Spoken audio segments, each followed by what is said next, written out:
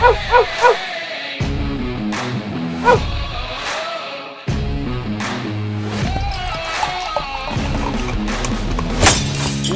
to another edition of the Dogger Pass podcast. This for UFC Louisville. Producer Megan's on the sticks. Cody Safdic's on the line. I lost a shoey bet on Saturday. Again. Turns out, yeah. I gotta start maybe like being a little bit more selective, not just falling for the peer pressure. Turns out Cesar Almeida, kickboxer, can't wrestle. If he could just, there was a few opportunities for him to get himself back into that fight. And as we know, judging was kind of squirrely, top and bottom around that card this past weekend. So, we get kind of used to being in Vegas. We've been in Vegas, all these Apex cards and stuff. You have the same crew, same people who do lots and lots of fights all the time.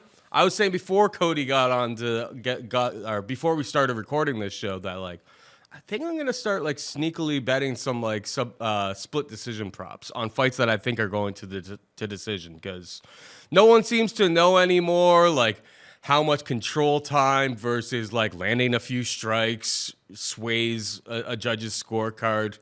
Scoring seems more up in the air than ever before. Maybe it's just me. No, not at all, man. And I'm thinking I've got a similar approach. On one hand, if it's not broke, don't fix it. And we've been running into this hot streak the last 3 UFC events now. On the other hand, I'm about to hit a brick wall pretty soon, and this is a brick wall card. There's a lot of 50-50 fights. There's a 40-year-old fight headlining the card who's been off for 2 years. Bunch of guys have been off 2 years. There's 2 fight losing streaks, 3 fight losing streaks, 4 fight losing streaks, 2 separate fighters on 4 fight losing streaks, and they're actually not bad if you were going to look for underdogs potentially. So yeah, I don't know, man. This is a super greasy card top to bottom. In terms of last week's card, the judging was so bad. I think it's not just one. Every card's got one bad fight, one outlier, one that you could really look to and say, that was a terrible decision. This card had 4, The right guy won more often than not, but still, it just makes you really worried. And so going into this week, because it's such a greasy card, it's who are my anchors and who are some of the guys that you can trust? But herein lies the issue. Those anchors being guys like Brad Katona, 6 fights in the UFC, all 6 of them have gone to decision. I don't mind a play like Taylor Lapilus. Taylor Lapilus is a decision guy. So now, even though they're favorites, if you know that your fighter, they could be super talented. They could win rounds. If you know they're going to go to decision and their chalky price tags, it seems like it's worse than ever before. And yeah, we're in Kentucky. People will make jokes like the Kentucky Commission. It's mostly the same losers that judge all of these cards. They go to Kentucky. They go to Denver. They go to Chicago. They go to all these different places. And it's always, they go overseas and it's oh, maybe the English Commission or the French Commission is better. And it's these same guys. So I don't know. It's a super broken problem with the sport right now. I think it definitely deserves a conversation and maybe something that you could try to fix. But how do you fix it? I got ideas, but it's not like anybody will take them seriously. So all we can try to do, dude, is avoid the pie shitter and the fights that'll be close decisions and the getting robbed in these situations. But the whole term, never leave it in the hands of judges, that's so much easier said than done. They're all tough fighters, tough athletes, put in 8-12-week training camps. Yeah. You have to finish them. These fights are going to go to decision. And I just got to trust that these idiots judging it are going to get it right. Normally, I'm not harsh on people this guy's an idiot, this guy's blah, blah, blah. But it's so incompetent. And I see the argument where it's well, they're in the arena and they're watching it from a different vantage point because they can only see the one angle and they don't see. Okay, well, you know what? Box them in a room at the venue, a soundproof room with the TV on with no commentary. And just watch the fight. That's it. And submit your cards. The digital age. So the round ends. Beep, boop, boop. And it sits to a computer. And then at the end of the fight, that computer tells you this guy won. You don't have to sit there and try to read it. Oh, it's 9, man. What the hell? What takes 10 minutes to read? It's so incompetent. Just box them up in a room, no commentary. They can watch the broadcast like everybody at home. That's the best way to watch a fight. Everybody knows it. There's no arena noise that's going to get to you. And just do your goddamn job. But I can't be mad because we won all the fights. They were dirty splits, but we were on the right side of them. So yeah. Whatever, dude. It is what it is. Yeah, that was the thing about it, is that they were split decisions, but at the end of the day, the person that won didn't get robbed, right? Like Yeah. it was all the right guys, but there was, 33% of the judges in those fights were like off on another planet as far as I was concerned. Like There's I a thought Reddit there thread. could have been an argument for Almeida if with like 37 seconds left, he got back up to his feet and landed some strikes. But then, yeah, I was like, how did you give him round? Like you couldn't give him round 3. You gave him round 2, but it's like you couldn't give him round 3. The way that fight played out, like I thought that was completely wild. I wasn't paying too close of attention to the Raposo fight, but that fight seemed relatively competitive and close in fairness. And then, I mean, Costa was backing up for 5 rounds. It's tough to win just when you're backpedaling in MMA. In boxing, totally different story. And maybe that's where the issue comes from. It's like that Dave Torelli. Like I don't really know him all that well. That was the guy who scored it for Costa. Is he more of like a boxing judge? Is that what happened in that situation? No, he's been around the sport for a long time. But so a buddy of mine sent me a thread, and they're like, "Is this the guy that just like botched those 2 calls on the show?" And it's a Reddit thread about specifically Dave Torelli, and it's from like 2019, right? So it's like 4 or 5 years old. And this guy does a way better job than I could explain it right now. But he breaks down like a set of 20 fights where Dave Torelli is the outlier card on these split decisions, and they're egregious decisions that it's like, what could you possibly, and he's the guy every single time. He's a traditional martial artist, got a black belt in what? I don't know. Like, I don't think it's Brazilian Jiu-Jitsu, but it could be some type of like, again, just a traditional martial art. So he's a guy that's been around the fight game a long time. They have judged hundreds, if not thousands of fights, and yet he's the outlier. So in any other person's job, when people are filing complaints or you're doing a poor job, there's like some type of review. There's like some responsibility. You have to own up to it and like answer to somebody. But there's no accountability in refereeing. Sorry, not refereeing, which there's also no accountability, but in judging, especially so.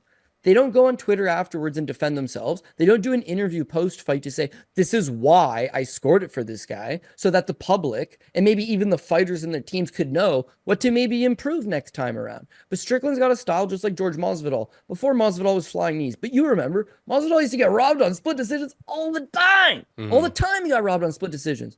Why? Because like he's got some bit of a flow style where there's not like no real sense of urgency and kind of leaves it open for debate. And so he would go and talk to the judges and be like, why did you score this for my opponent? Just so I can go back to, gym and improve on certain aspects, change my game. And you know what he figured out, Paul?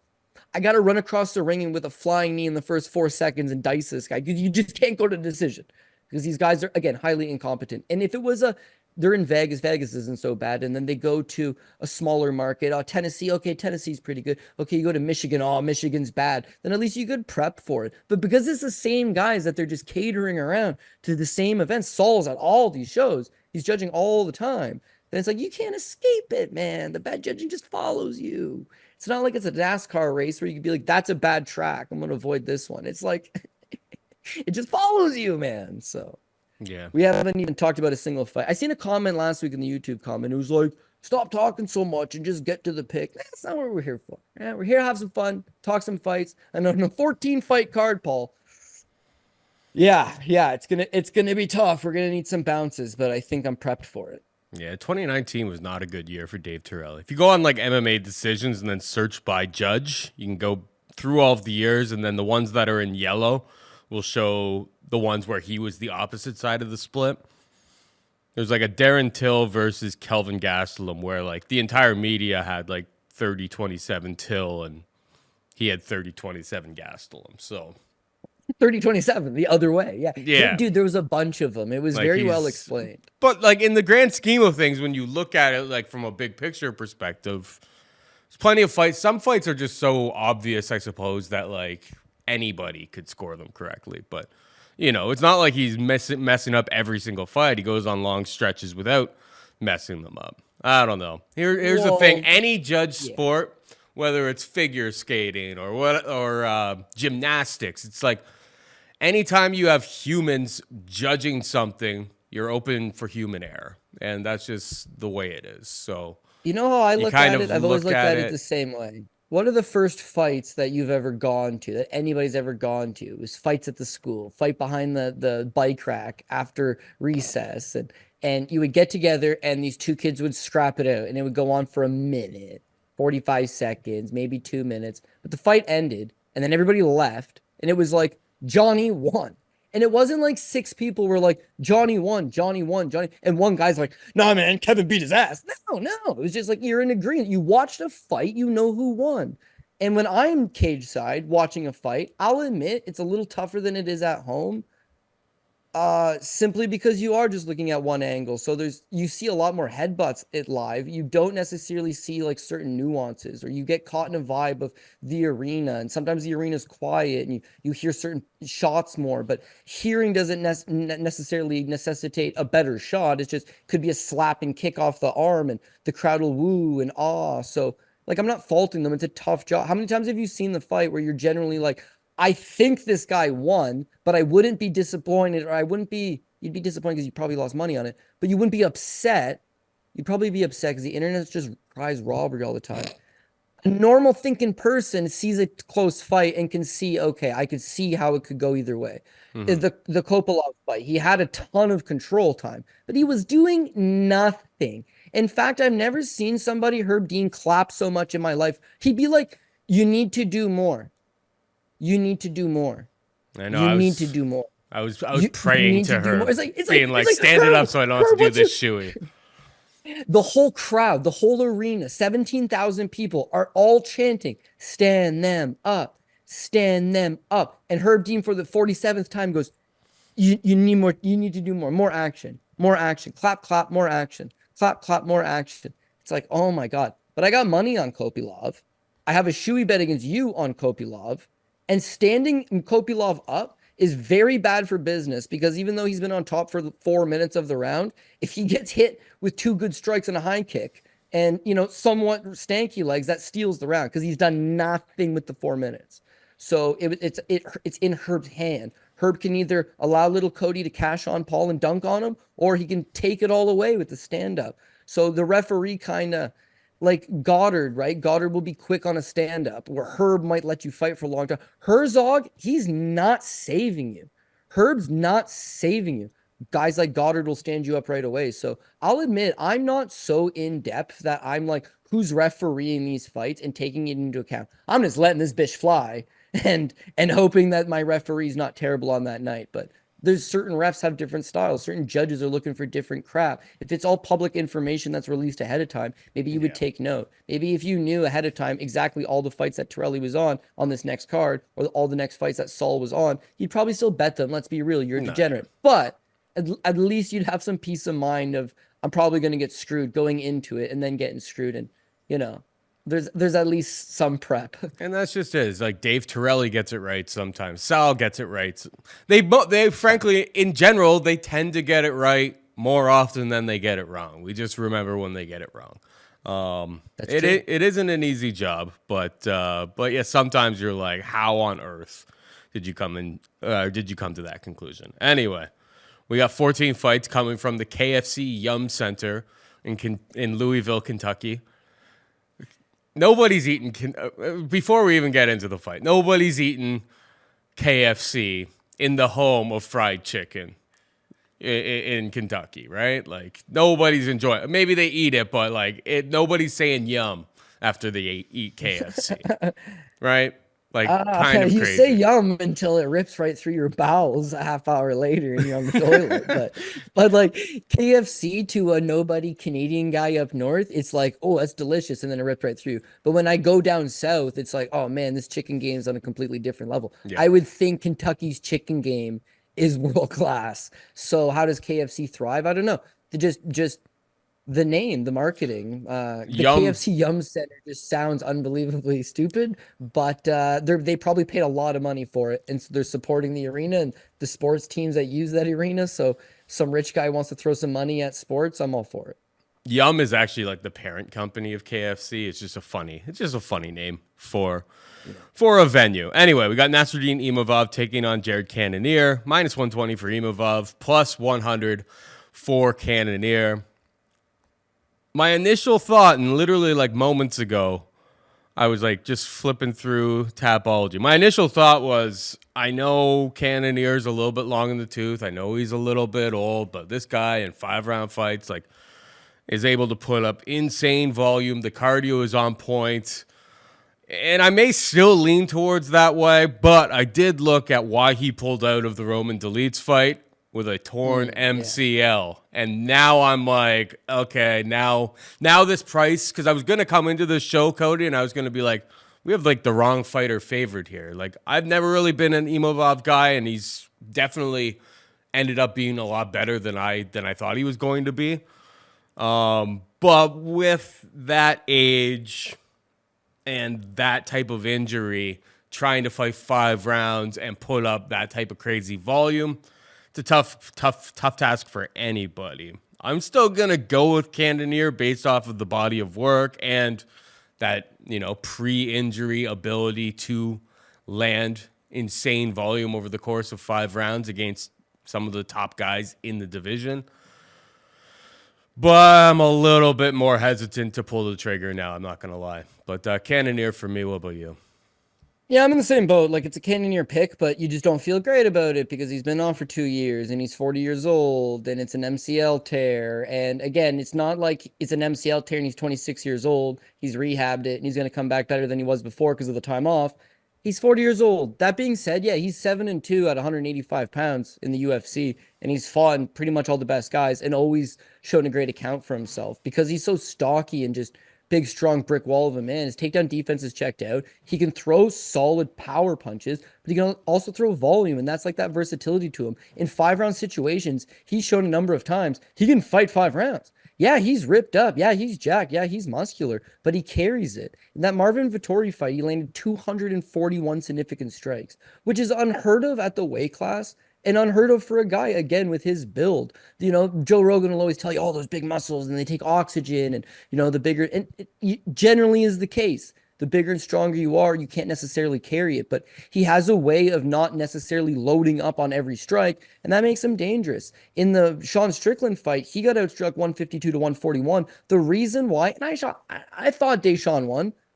The reason why I could see them going at the opposite way in Cannonier's, he lands the bigger strike. Strickland comes in with that little step and that little jab. Cannonier loads up a little bit more. So 2-year-long layoff, knee injury, all bad things, but it's not a career-ending injury, and there's no reason to think that he suddenly lost his gas tank. And for the record, he's fighting a guy in Nassourdine Imavov that's not known for his cardio, and in fact, the last time against Dolice, he went 5 rounds as well, but cardio doesn't look super deep to me. So again, the Cannonier pick is based largely on the fact that he's got cardio, he's had cardio in the past, he's got that pace, he's got that volume, he's got the big strikes as well. I don't think Imavov is going to shoot for the takedown. So I think it's mostly going to be a striking battle. But once Imavov tastes a little bit of that power from Cannonier, I think he'll start to reel back. He'll start to backpedal. He'll start to take his time. And then slowly, just like his fight against Sean Strickland, he'll slowly wilt over time and allow Cannonier to take over. When I look at Imavov, he's coming off a couple nice fights. It's last one against Roman Delites, he puts up 112. But keep in mind, he puts up 112 against a guy that's absolutely curled over, dead dog, exhausted. Exhausted. And he lands 112. But in a 5-round situation, Cannonier has shown he'd land 150 to 200. So if you're looking at which guy has that superior volume, and against the best guys in the world, against a former world champion in Sean Strickland, against a former world title challenger in Marvin Vettori. Meanwhile, Imavov's fighting Roman Dolites. Chris Curtis was a no contest. He fought Sean Strickland, but again, the longer the fight went, you saw not built for the 5 rounds. Joaquin Buckley won aged well, but not exactly the greatest fight. And then in prior fights, his fight with Jordan Williams, his fight with Phil Hawes, he's got a gas tank issue. So you've seen him gas in 3-round fights. In the 5-round fights, he gassed against Strickland. He gassed against Dolites. It's that Dolites was so unbelievably gassed. He wasn't presenting any type of danger. He wasn't making him work. So he looked a little bit better in that fight. Still only 29, still getting better. If you look at where both guys will be 3 years from now, Imavov will be in title contention, if not a top 5 to 10 guy still, and Cannonier might be done. But as of right now, I got to go with the back class. I got to go with the experience. I got to go with the proven cardio, the proven durability, the proven experience, the competition level. All of that stuff fades towards Jared Cannonier. So close fight, tight fight, tough fight for Cannonier coming off the layoff. But again, I think he finds a way to get it done over the course of the probably decision, 5-round decision. And then you're going to need the judges to get this thing right. But I can't imagine people from Kentucky love people from Russia. So hopefully from France and Russia. Oh, that's like Kentucky's two biggest things that they hate, really, when you think about it. But all jokes aside, I think Cannonier edges out a competitive decision, gets it done over the course of 5. All right. Yeah, we're on the same page there. And frankly, I think like if there wasn't the injury concerns, I think we got Cannonier at like minus 150 here. I think the price is the injury risk, the unknown is baked into it to get Cannonier at plus money. It seems kind of wild based on like he's fought everybody. Yeah, question marks around his age and an MCL tear. But sorry, shockingly, he also has a 2-inch reach advantage. So Imavov's 6'3", and he gets away on playing that long man game, right? But Cannonier, what makes him so dangerous is at 5'11", he's got a 77-inch reach. So he's got a nasty jab on him as well. And again, I think Imavov's going to come out looking to strike. He's just going to realize quickly, oh man, Jared Cannonier is an elite level guy. Probably going to be pressing forward for the most part, landing in volume, landing with power, landing with tenacity, and he doesn't go away. So I bet you it's competitive, but I think Cannonier should get the nod. All right, we got Dustin Jacoby taking on Dominick Reyes. Dustin Jacoby, a minus 225 favorite. Reyes can be had for plus 190. Reyes, we haven't seen him fight since November 12th, 2022. He had, after, going to decision with John Jones, and everyone, there was plenty of people who thought that he should have won that decision. My God, has anybody ever fallen off of a cliff more than Dominick Reyes? All of a sudden, the guy can't take any sort of punishment. His chin is just completely cooked.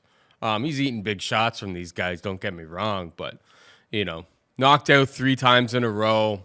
It's one of those things that I feel like, a lot of times you're like, oh, he's had a bunch of time off. Like, after that type of run, I don't know what he's been up to, but taking a year and a half off, maybe shaking the cobwebs, getting your head back on your shoulders can't hurt. It's incredibly tricky. Like, I am tempted to bet Dominick Reyes, but like, for what purpose? Like, he's obviously shown that, Ryan Spann knocking him out in the first round. That's the other guys, Yuri and Jan Blachowicz, 2 guys, top end guys in the division. It's like, yeah, that happens to some of the best guys, but the Spann one looks really, really bad, obviously, in hindsight as well. I don't know. Dustin Jacoby finds a way to be in very, very close competitive fights most of the time. He has shown a little bit of pop before, but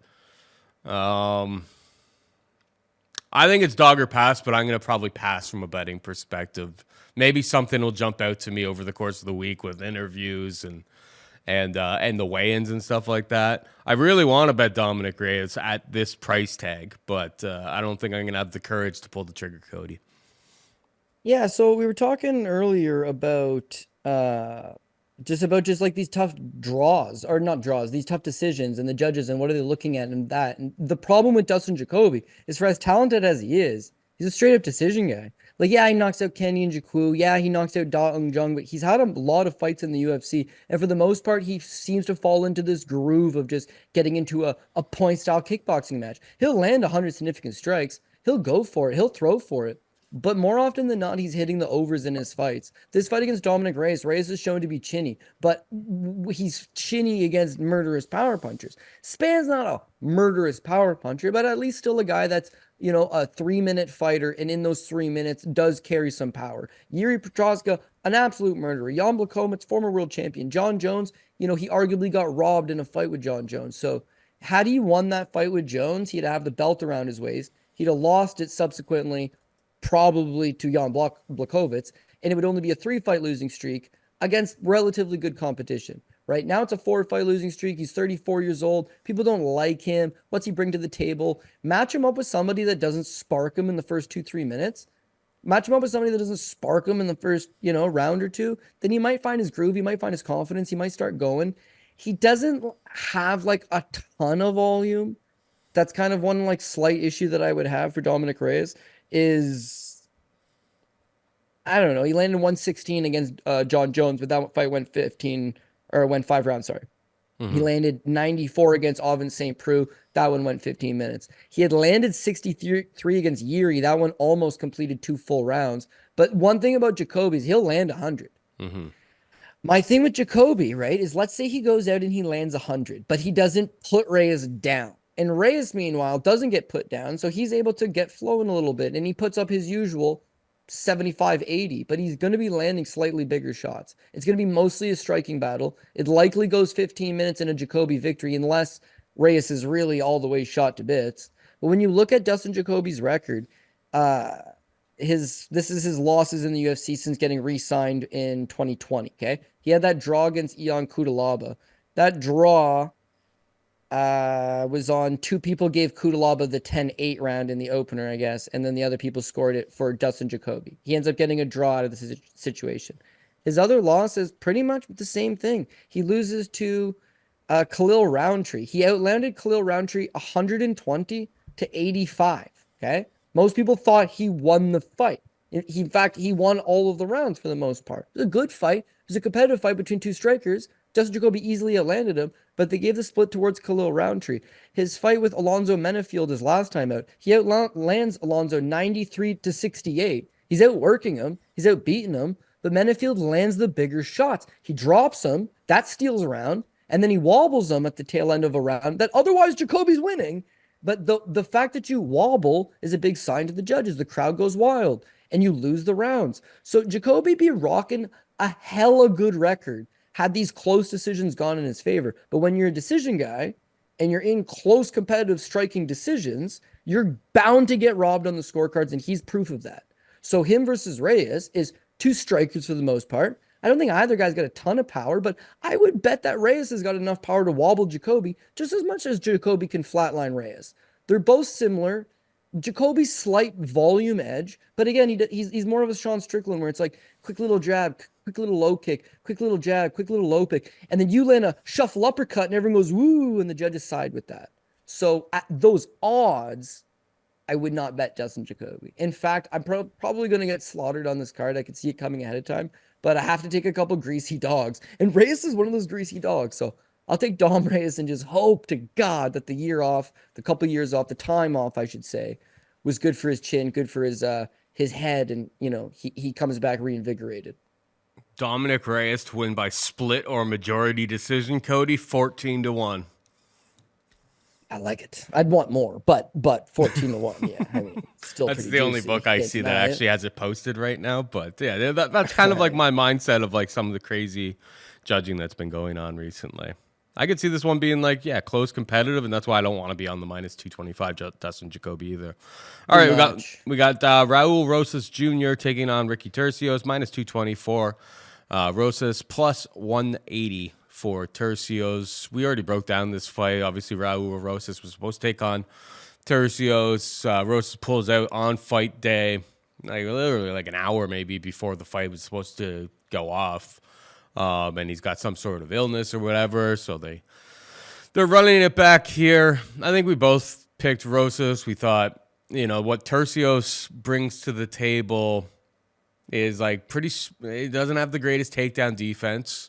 So Rosas should be able to take him down there. And he doesn't really have too much like pop in the strikes that he does land. So it does seem like a pretty cupcake matchup for Raul Rosas to do what he does and show off the skills. Obviously, he's super, super strong.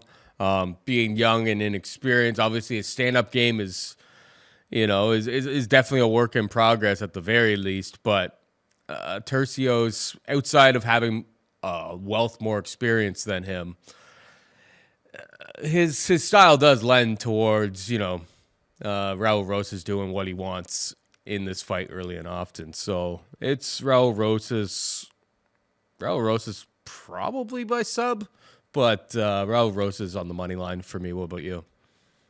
Yeah, so the last time, like you said, we already broke it down, and I was all over Raul Rosas. I think that the kid, even though he's only 19, and that very much scares me. We talk about it every week. These guys that are just too young should probably be on the regional scene. They're gonna blow a ticket for you. And Raul Rosas, who has blown a ticket in the past, yeah, looks susceptible to that. But I love his style. You know, if you're a fan of the show, that grinding hard, I can get takedowns, weight bullies, way too big for the weight class. And the main thing, if you're gonna fight that bully type style, that grinding type style, that physical offensive wrestling type styles, you need the cardio to back it up. And Raul Rosas doesn't really seem to have the cardio. I think it's because of the monster weight cuts.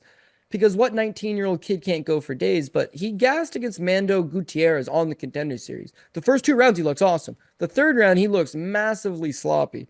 Jay Perrin, his first UFC fight, he subs him in the first round, so you don't see it. The Christian Rodriguez fight, he dominates him in the first round, takes his back, backpacks him. Really solid first round performance. The second round, by the midway point mark, you see his gas tank completely fall off. That's what loses him that fight. And then his last fight against Terrence Mitchell, in what world is Terrence Mitchell going to get out of the first 2 minutes against this guy? So he smashes him.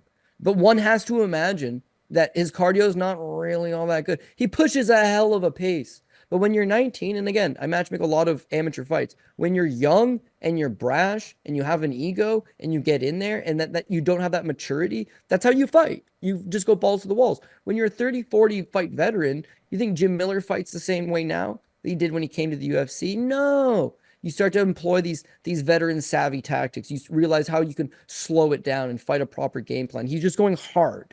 And when he goes hard against guys that are no good, he crumples them and he wins. When he goes hard against guys that are durable and have a gas tank, that's where he's shown a bit of a weakness. And the thing with Ricky is Ricky's really not all that good. Ricky is a terrible stylistical matchup against Raul Rosas. Like, it's a bad matchup for him, but he's durable, man. Like, the guy can fight 15 minutes. In fact, he can, I don't love his volume, but he can fight. The third round is generally his best round. But again, he's short on knockouts. He's short on submissions, at least at a high level. I don't see him finishing Rosas. So he's got to make sure that he wins 2 and 3, right? That would be the key. Just like Christian Rodriguez, you got to win 2 and 3. Lose the first, okay? That's probably going to happen. You need to rally and take 2 and 3. I don't know that Ricky does that. He may win the third, but once he's down 0-2 and he doesn't get that finish in round 3, he's going to drop the decision.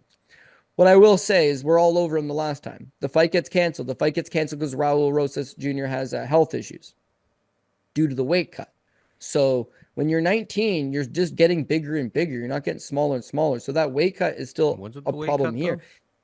Yeah, it was a weight cut because then they said that they were going to book it again like a week later at 140 pounds. And then Ricky was like, I never got offered a contract for a 140 catch weight. And then they were like, okay, the fight's off altogether. So to me, that's he's got health issues. Health issues generally flare up when you're cutting 25 pounds. And in this case, he's a 19-year-old kid. Like, his body's not fully developed. He looks like a full-grown man, don't get me wrong. And that's why he's successful. What he lacks in technique at this stage in his career, he makes up in just brute force and athleticism, youth. He's got all that going for him, but he's prone to make mistakes. Uber prospects like Christian Rodriguez can figure him out. Savvy veterans can figure him out. Ricky's neither of those things, but again, durable enough to maybe present him some problems the later this fight goes. We had Basil Hafez last week, right? But we did talk about the fact that maybe you're overrating him because he looked good against Jack Maddalena. Maybe you're underrating Mickey Gall. And Mickey Gall fought one hell of a third round because once you gas out by pushing this hell of a pace, Hafez pushes a hell of a pace. That's why he gassed out against Jack. That's why he gassed out against Mickey Gall. So to me, Rosa is going to be the same thing. He's not a savvier veteran like you saw this past weekend. He's a young kid. The reason I get back to it is two things here. Okay. One, you touched on this. It's the stylistic clash. Ricky Turcios, when he fought Brady Hestad was like 21 years old. He was like a super young kid with nothing other than not a little bit. It was a decent high school wrestler. Okay. With that high school wrestling, Brady took him down 6 times and damn near won the fight. Lost a split, but took him down 6 times with nothing other than that one thing. Then his fight against Kevin Natividad his last time out. Natividad, I believe, wrestled at ASU. He's got a little bit of college wrestling, but still, he gives up 7 takedowns to him. And when he gets taken down, sometimes he's got a problem with giving up his back. And you can get those 2 hooks in. That's Rosa's favorite position. So I just don't see how Rosas doesn't get at least 1 or 2 takedowns in the first, probably take his back, get a takedown in the second, likely end up on the back. And then in the third round, if he's too tired to get him down, then just grab a hold of him, press him up into the cage. So again, the style clash, I'm taking Raul Rosas. The second thing is, I really like that the last fight got canceled. I love it. I love it. Assuming he makes weight, assuming he looks good on the scales. The last time he was compromised, he was sick. Had they booked it a week later at 140, you still got to cut another significant amount of weight, and you just got sick a week ago. These are bad spots. You don't want to bet him on that spot. Now you take 5 months off. And to me, that's significant because the kid's 19 years old. Like 5 months off is like 2% of his entire life. So the version that you'll see 5 months later is going to be much better than the version that would have fought 5 months ago sick. So I'm glad it got canceled. I'm glad it got rebooked. And I still think Rosas is destined for good stuff. They just got to matchmake him properly. It's all about proper key matchmaking. They gave the guy Jay Perrin. They gave the guy Terrence Mitchell. Christian Rodriguez, they made a mistake. It was like they thought he was an Uber prospect. Christian Rodriguez is apparently an Uber prospect. One kid's 21, one kid's 19. Throw them in against each other. Turns out Christian Rodriguez is the real deal. Raul Rosas needs some fine tuning. But they go back to just selective matchmaking. And who follows it? Terrence Mitchell. How selective is that? They book Ricky. The fight gets canceled. They don't book Ricky elsewhere. Why couldn't he have fought a week later, 2 weeks later? They shelved him for 5 months to book him again because this is the fight. This is the fight that makes the most sense for Raul, and I think they know that. So, yeah, that's where I'm at. He's the new poster boy for something called Riz Pharma. There, Cody. Riz Pharma. What's the decision prop on that? Because Ricky Tough, man. Ricky Tough and Raul's a quick Yeah, finisher, I was looking. right? So well, I said originally 200 sub, but it's Rosa like, I mean, Ricky's I like never it. Ricky's never been subbed. Kid's an alpha male too, man. Kid can yeah. wrestle, got good cardio, been in the room with killers his entire career. So I think he's durable enough to make it. Yeah. Yeah, no, I don't. I'm not entirely. Yeah, I don't love the sub prop, to be perfectly honest. It's already been kind of steamed, and yeah, if he's going up against a very credible veteran that has half decent grappling in that respect. So yeah, the decision prop is probably how I would approach it. But yeah, be prepared for like round 3 to feel and look very, very ugly by the time you get to that point. We got Brunno Ferreira taking on Dustin Stoltzfus. Brunno Ferreira is a -260 favorite. Stoltzfus can be had for +220. Who you got? So this is a lot like the Dominick Reyes pick. I'm either getting sparked in the first 3 minutes or I'm winning this thing the longer the fight goes, potentially. I think that Dustin Stoltzfus could potentially pull off the upset. The pricing looks good enough to take the shot. Why not take the shot? So Stoltzfus has kind of made a career out of just blowing it late. That's his thing. He's got decent cardio. He's got decent skills. He just don't tie it together very well. But he's got a couple nice wins. Like before he signed to the UFC, he had beaten some decent European level talent. He's originally from Pennsylvania, wrestled in high school. And if you know anything about wrestling in Pennsylvania, like it's pretty high level. And he wins on the Contenders Series by slamming Piper and breaking his arm. Freak win, freak injury. Probably wouldn't happen again. But all the same, Piper's really strong for the first 10 minutes of a fight. And the fact that he picked him up and dumped him on his arm like that, boy can wrestle, man. Debuts in the UFC, and herein lies the problem, is that they've booked him pretty stiff. Like to the casual fans, they might not know or respect a lot of these guys, but Rodolfo Vieira, Kyle Daukaus, Gerald Mearshart, Abus Magomedov, like he's 2-4 in the UFC officially, but the 4 losses, god damn. Now, again, you look at those 4 losses, okay? Rodolfo Vieira, he's winning the fight. He's on his way to beating Rodolfo Vieira. And he makes a bonehead decision in the 3rd. He gets caught in a rear naked choke. He gets subbed by Rodolfo. One of the greatest black belts, competition black belts, of the era. Tough go. But he was looking pretty decent. His next loss against Gerald Mearshart, it's much of the same. He's winning the fight. It's not like this is a guy that you can say, oh, he's 2-4 and he looks crap in those losses. He's fighting a good, if not moderate level of competition, and he's looking competitive against them. Against Rodolfo, he was outstriking him 67-49. Again, he got subbed. Against Gerald Mearshart, he got the 4 takedowns. He's winning the rounds. He's on his way to winning. He gets swept. He gets his back taken. Boom, he gets rear naked choked a second time. Embarrassing because he's a black belt. But all the same, it's like, happens against tough guys. His fight against Abus, whatever, gets steamrolled. But his fight against Punahele Soriano. So now, everybody they assume the guy's no good. And he comes in as a +260 underdog against Soriano. And all he does is just stick around. He's got superior cardio. He's got decent volume. He's got a striking game, like he'll commit to the striking. But at the same time, he's a planet eater BJJ black belt out of Germany, and he can also wrestle. So like he's one of these guys that's very much a generalist, strike a little bit, can wrestle a little bit, has some decent jiu-jitsu. Not great at any one thing, but he can do it all. He can do it all, and he can do it all for 15 minutes. Now, at no point has he been considered chinny or had durability issues. If you take his back and rear naked choke him, sure. But Meerschaert's made a career out of that. Rodolfo's made a career out of that. Easy, easy. Those guys get your back, you're in trouble.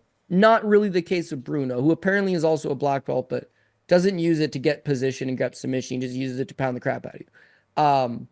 Again, I would think that there's a lot of pass here for Stoltzfus, but largely he's going to have to get out of that first round. Brunno, we know he's a tank engine for the first round, but almost all of his wins on the regional scene, first round, minute into the second round, first round, 12 seconds into the second round, first round.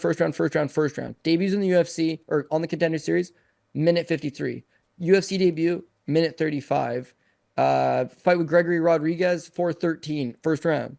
Lost to Rizobov in a minute 17, and then wins his last time out against Phil Haas in 4:58. So I don't know for sure that he can fight a hard 2 and 3. He'll look good the first round. He'll likely win the first round. You might even get a better Dustin Stoltzfus live betting number. But if Stoltzfus can just keep him at bay and have him swinging those shots, he's going to start to fatigue. His win condition is that early knockout. If eventually Stoltzfus can get him to the ground and cause him to carry his weight and cause him to work and cause him to get into these scrambles, he's going to gas out, man. And if you're looking at their level of black belts, I feel like Stoltzfus has got the advantage. So because it's a good enough plus money play, there's good value there, there's good price there, I'd be willing to take him. But you're going to be nervous and puckered up for the first 5 minutes, no doubt about it.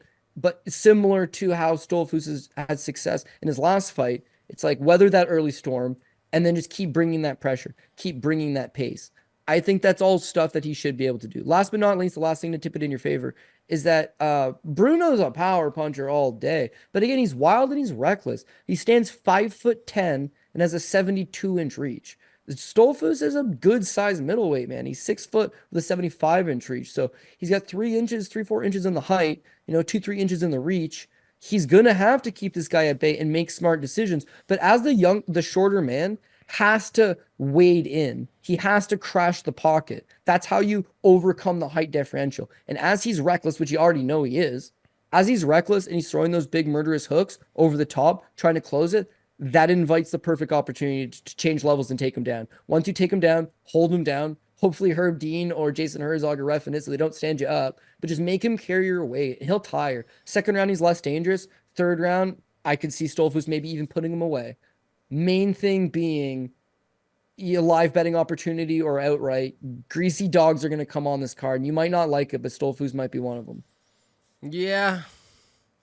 I mean, the first round knockout and Ferreira by knockout obviously are in play, but like from a value perspective, I was not really seeing too much to be had on Bruno Ferreira, to be perfectly honest. He's minus 150 by knockout. He's plus 150 by knockout in round one. It's just like, doesn't seem like there's very much meat on the bone. I know that that's the majority of his win condition, but we have seen with him that he is swinging from the hip, and yeah, the way that he fights, I don't know if he's going to be able to, continue to do that in rounds 2 and 3.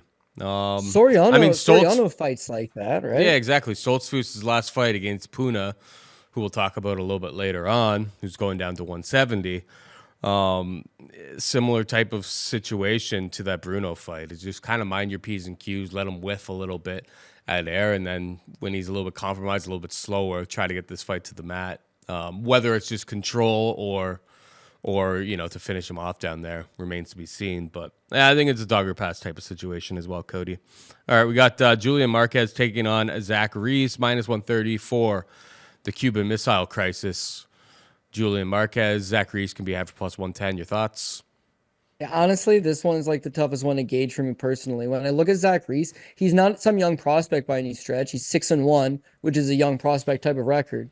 But he's 30 years old, and like he's got an amateur fight against Kevin Holden that dates back to 2012. So apparently the guy's just been around the block, like at least has been training in the sport to some level for a long time. But he's kind of short on experience. He ends up going, I think 4-1 as an amateur, 3-1, 4-1 as an amateur, turns pro. And again, it's not like he's beaten anybody good. They're not bad. A win over Aaron Phillips, not terrible. His win over Eli Oronov on the Contender Series, the nice little armbar setup. But he's just a monster of a man, dude. 6'4", 77-inch reach, big, long, athletic guy.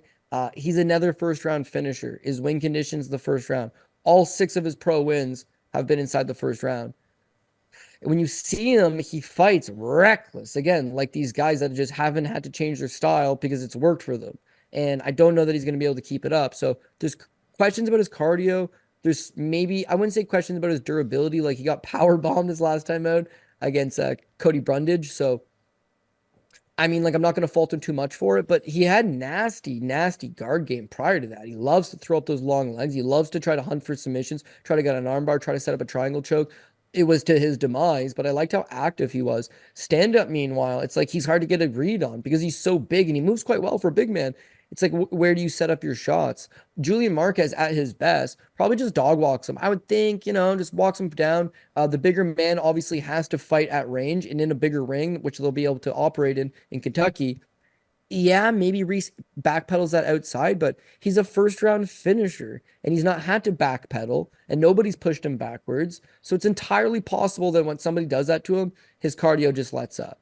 As much as I'm like, okay, I'm fading the guy. There's not enough experience. There's not enough, deeper into fights footage that you can reel back on and kind of see how he's going to adapt to certain situations. He's in a good gym, but it's not as if he's got the best training partners around. He's not some uber prospect who's young. He's just got a very active guard and is a big guy. It's not quite enough. But then as you go to write him off, Julian Marquez is an apple pie shitter. And he's just waiting by the windowsill for you to put out this nice, piping hot apple pie that you just wanted to let it cool down, just like grandma used to do. And he's waiting in the bushes to come in and drop a deuce because he's massively injured and he doesn't fight very often. So as much as there's legitimate talent there, he's like really durable, got a hell of a beard on him. His Miley Cyrus call out game's weak as hell. Who did he call out? Who was he trying to date? Was it Miley Cyrus? Well, he was doing like the podcast with the porn star, wasn't he?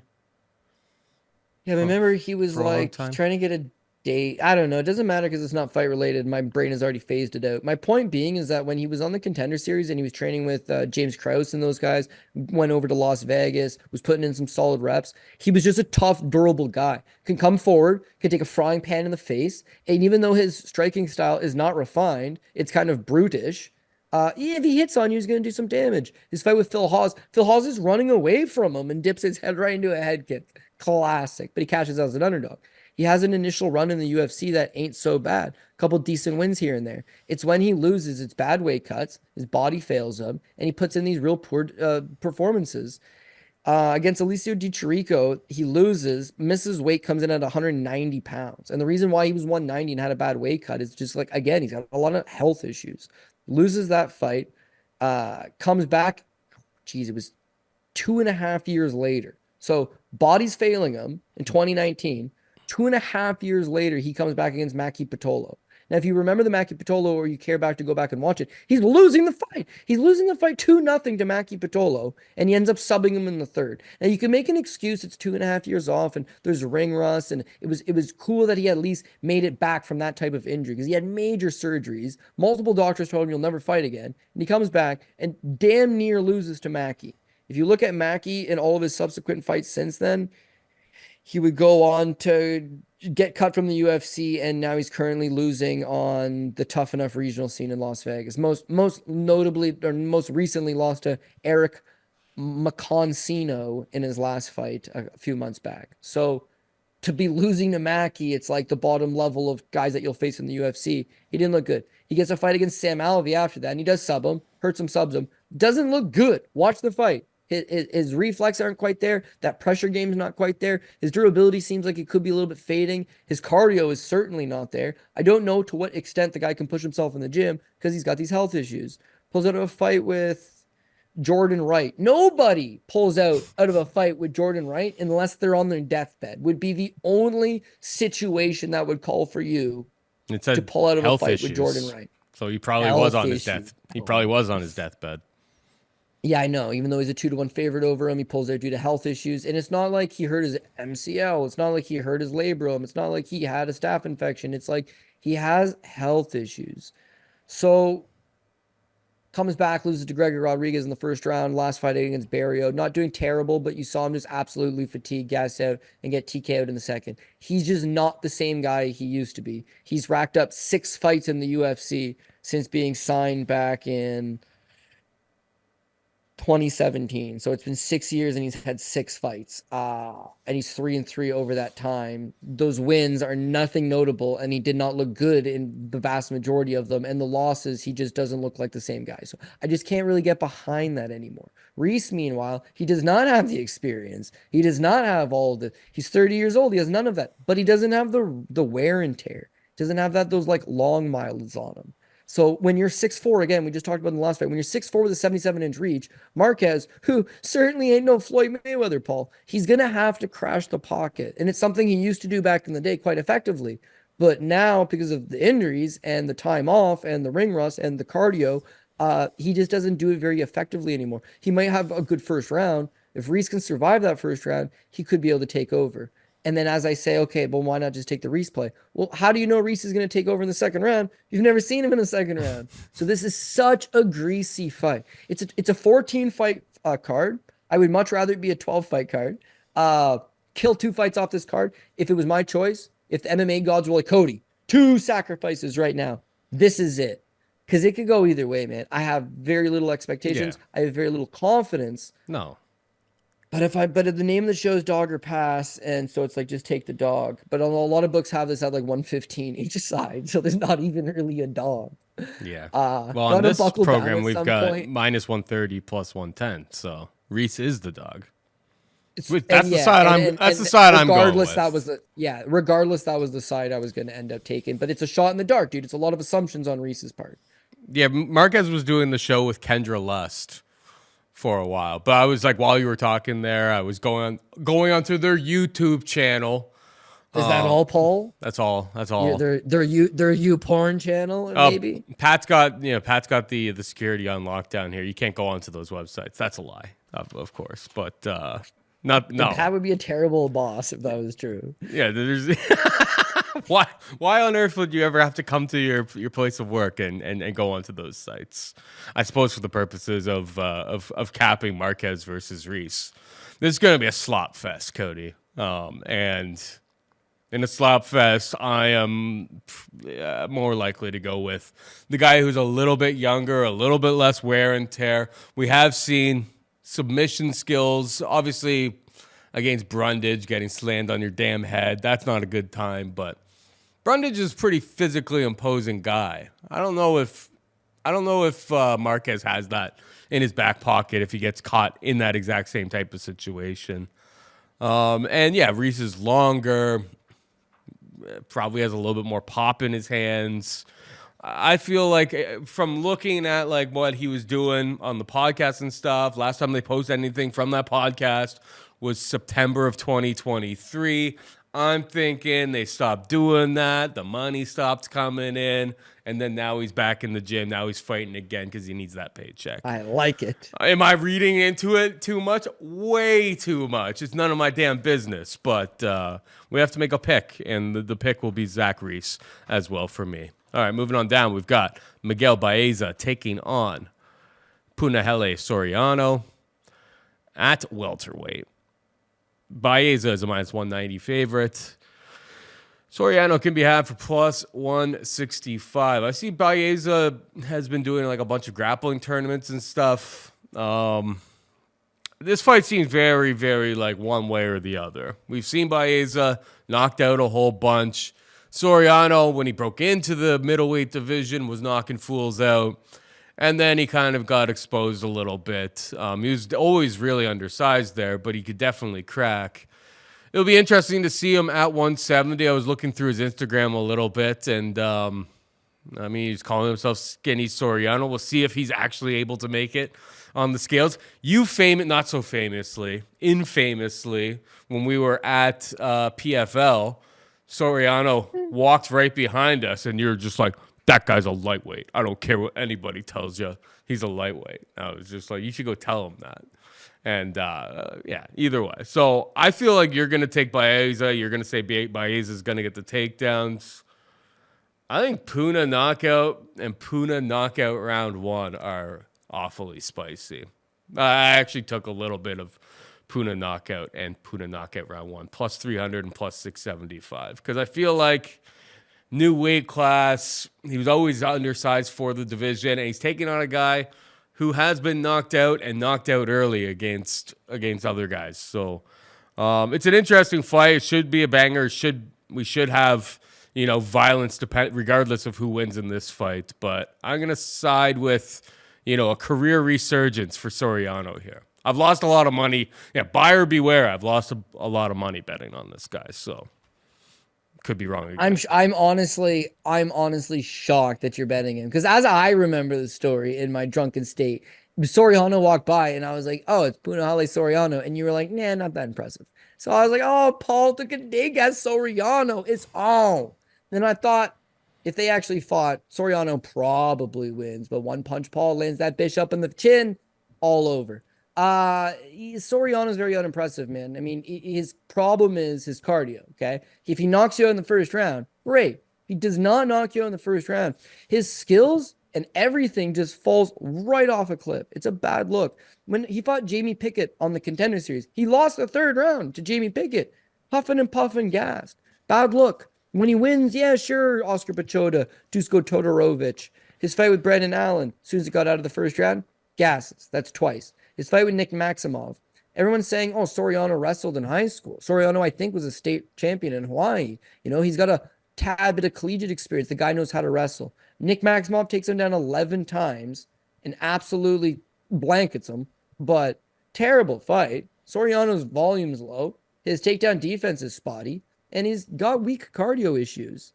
His fight with Roman Kopylov is much of the same. He got knocked out in that fight. But you'll remember, Kopylov, who's got cardio issues for the record, absolutely toasts him. Because once he gets tired, he's got no defense. He only throws singular shots.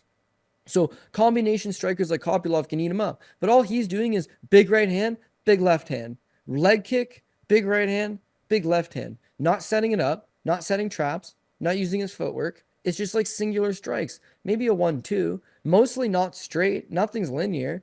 Like, I can't get behind it. So, but he gasses against Kopylov. So now he's gassed against Pickett, but he won. He gassed against Brendan Allen. He gassed against Nick Maximov. He gassed against Roman Kopylov. And his last fight against Dustin Stoltzfus. Okay, I'll give you, Maximov wrestled like one season of, maybe it was 2 seasons of community college wrestling. And he took him down 11 times. And then Dustin Stoltzfus, who wrestled in Pennsylvania in high school, takes him down 4 times. Like, his takedown defense is T-rash. Now, the move to 170, that actually makes sense, right? Because he's not physically strong enough at 185 pounds to be stuffing the takedowns. But Paul, it goes beyond that. It's like he's just a lost fighter. He's 1-4 in his last 5 fights. The fact that the UFC hasn't cut him is a testament that he's got the best manager in the game, Ali Abdelaziz. But his career is way stalled out. And when you lose a fight, it's like, damn, we lost to Kopylov. Okay, what can we do? Let's just work on cardio. Then your next fight, you gas out against Stoltzfus and get dominated in the grappling and get choked out, even though you're a big favorite over him. Another bad look. So you go back to the drawing board, but you can only fix so many things. So this happens with 32-year-old fighters who are in a career rut, 1-4 over the last 5, when they can't figure out what to change. It's like, I'm just going to drop another 15 pounds. That ain't easy, man. 85 to 170 is not easy. And because he already had suspicious cardio to begin with, either he melts him in the first round or he doesn't. And if he doesn't, I think that Miguel Baeza takes over. Miguel Baeza, yeah, okay, he's chinny, fair. But it's not like he loses to nobodies. Chaos Williams, tough. Fiallo, a bit of a nobody. But Andrea Fiallo, if anything, has got a little bit of...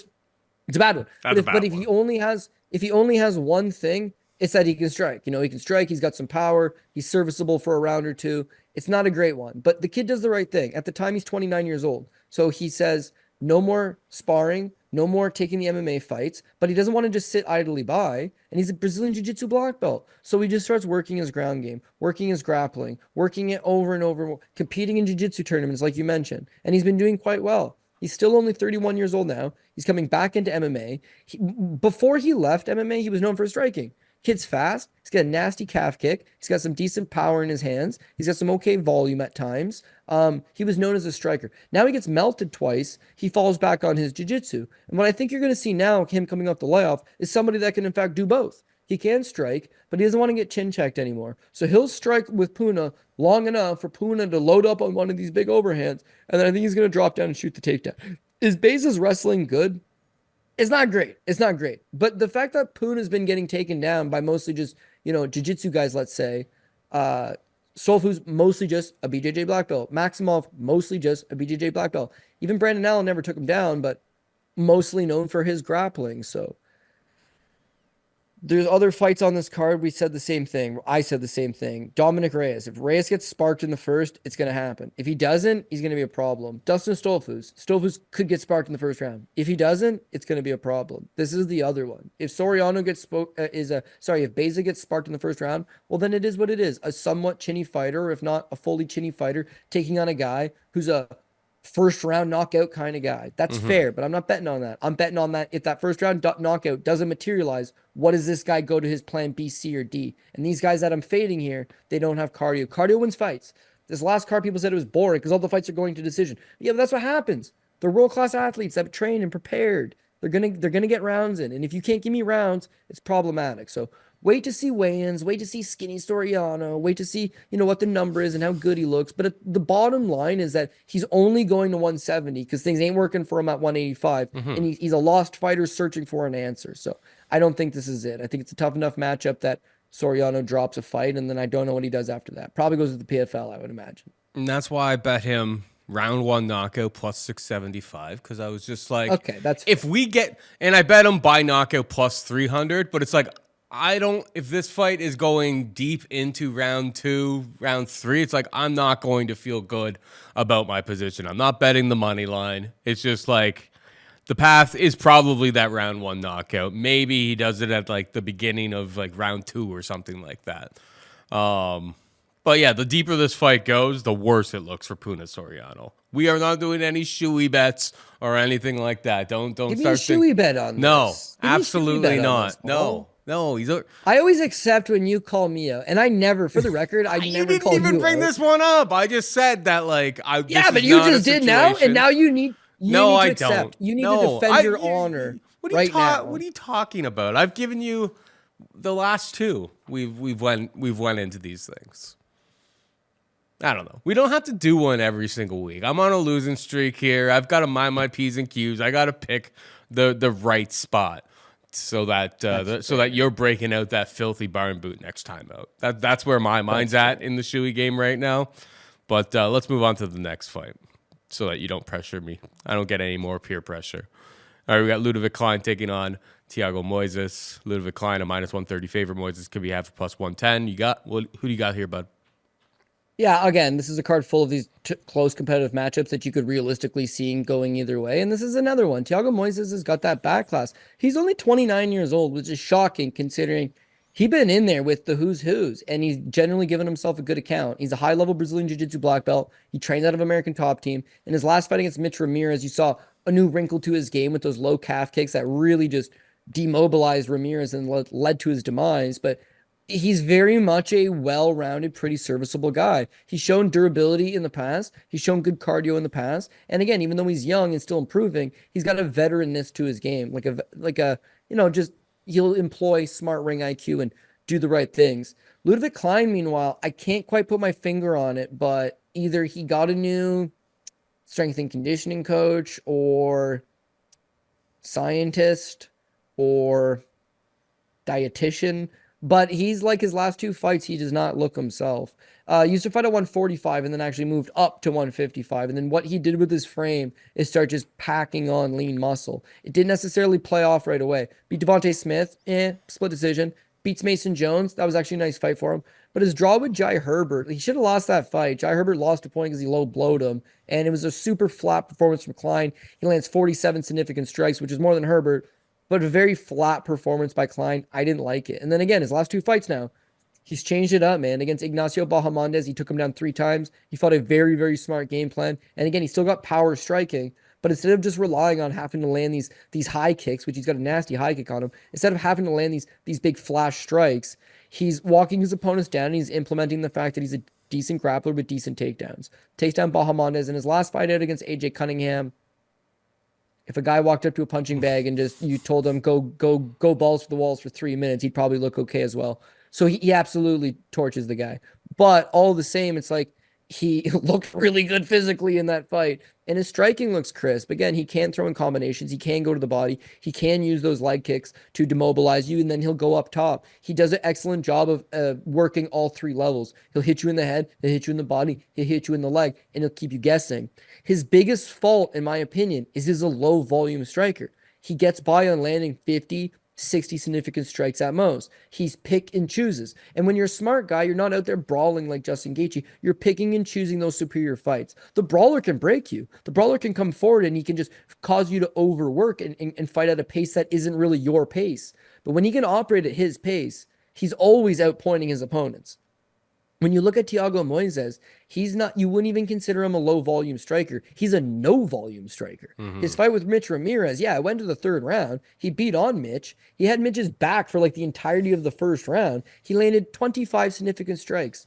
Benoit Saint Denis trained him. Absolute train, boom, and it's gone. But he landed 24. Benoit Saint Denis landed 101 to 24 for Moises. 23 landed against Milk Costa, went to the second round. He had landed 11 against Joel Alvarez, who had landed 44 in that fight. When he fought Makachev, you can't fault him there, but it went to the fourth round. He had landed 13 significant strikes. So even though he's a good competition black belt and he has good BJJ, his takedown defense isn't great, and he's not some flash whiz off of his back. He's on top of you, different stories, pretty good. If he's on his back, not that good. So wrestling advantage, in my opinion, goes to Ludovit Klein. He's bigger, stronger, more physical guy. I think he'll be able to stuff the takedowns from Thiago Moises and keep it standing and outpoint him. He's a better striker. He's a more powered striker. He's a more voluminous striker. I don't see why he couldn't just sprawl and brawl his way to victory. But instead, because he's a smart ring IQ guy, he will sprawl and brawl. And then when there's a minute left, or there's a minute and a half left, I don't think he cares about going to the ground with him. I think he'll try to take him down, end up on top of Moises, land a little bit of ground and pound, round ends, secure the round, and go on. He is more of a decision guy. We are prone to getting screwed on decisions because it's the state of 2024 in MMA judging right now.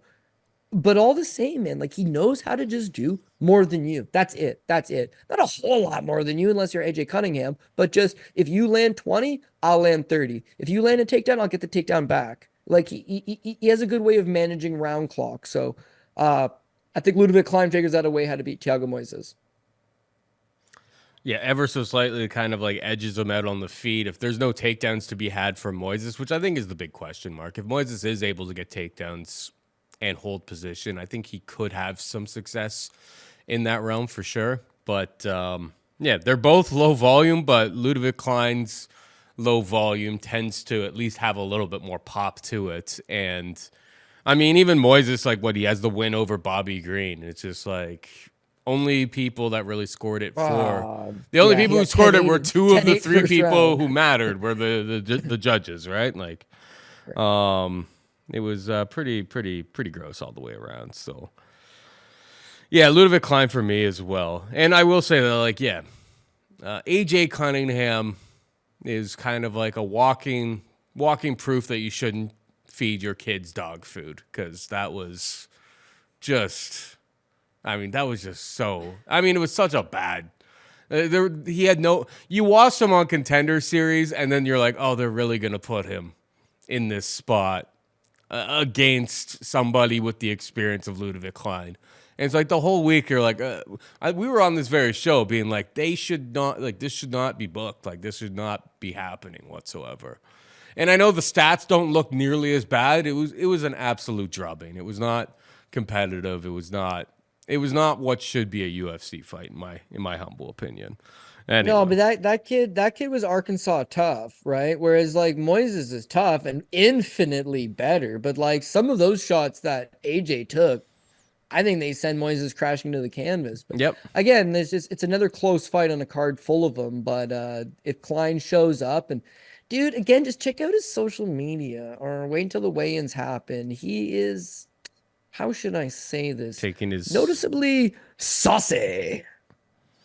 He's taking his strength and conditioning very seriously right now, is what you're saying?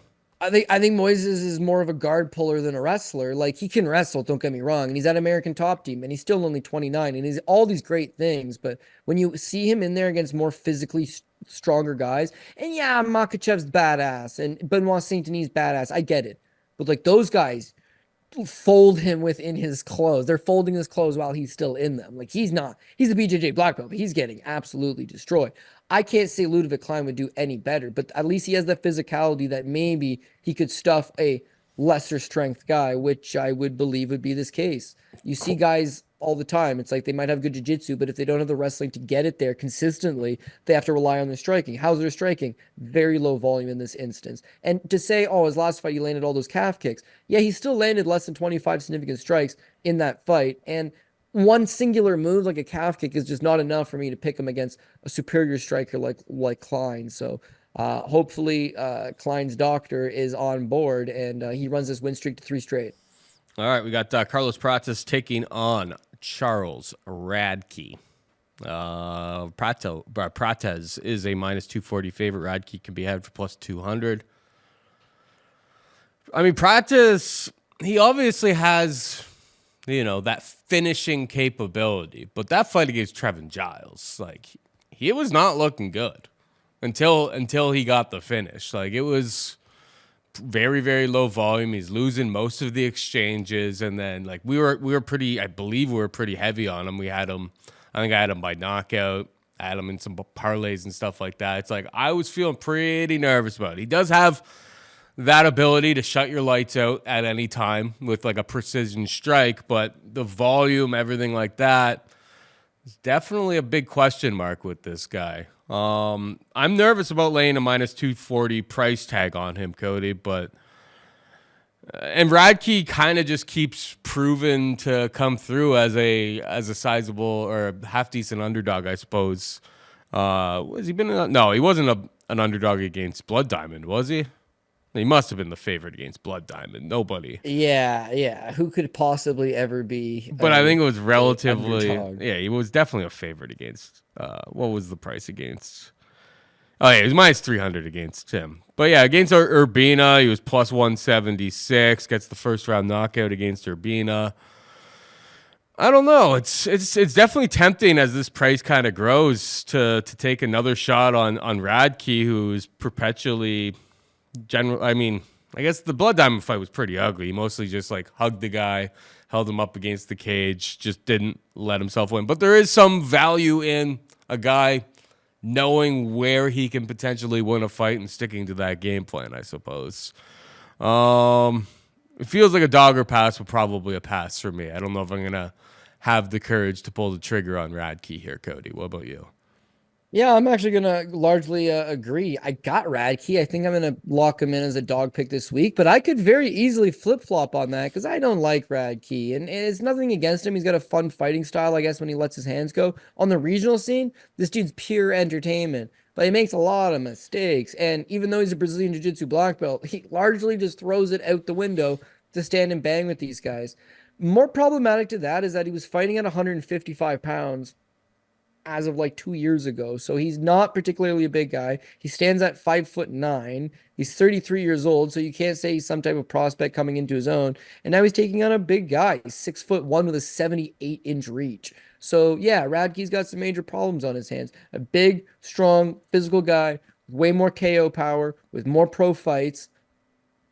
If Radtke tries to take him down like he did Blood Diamond, great. He couldn't even take down Blood Diamond. So how's he going to take down this 6'1" Brazilian monster who fought on the Contender Series and fought twice for LFA and fought some decent guys on the Brazilian regional scene and fought a couple Russian guys along the way? Like, yeah, I mean, he's more battle tested. He's got more experience. He's younger. He's got more power. It just seems like he wins, right? But I go back to that Giles fight. I had him against Giles, and god damn, he don't do nothing. I mean, nothing. He's just staring at him. Staring at him the whole time. So I go back and I watch his Contender Series fight against Mitch Ramirez, who, by the way, if you don't know from the breakdown we just did for Thiago Moises, Mitch Ramirez is not good. Mitch Ramirez is not good. And again, it's another low volume striking affair. He knows he's got power all day. He's got a 78-inch reach. He's not looking to establish the jab. He's not looking to play that long man reach. He's looking for you to try to invade his space, and he counters you with that right hand. But it's a lot of waiting. And again, when you're that long, you can't fight inside the pocket.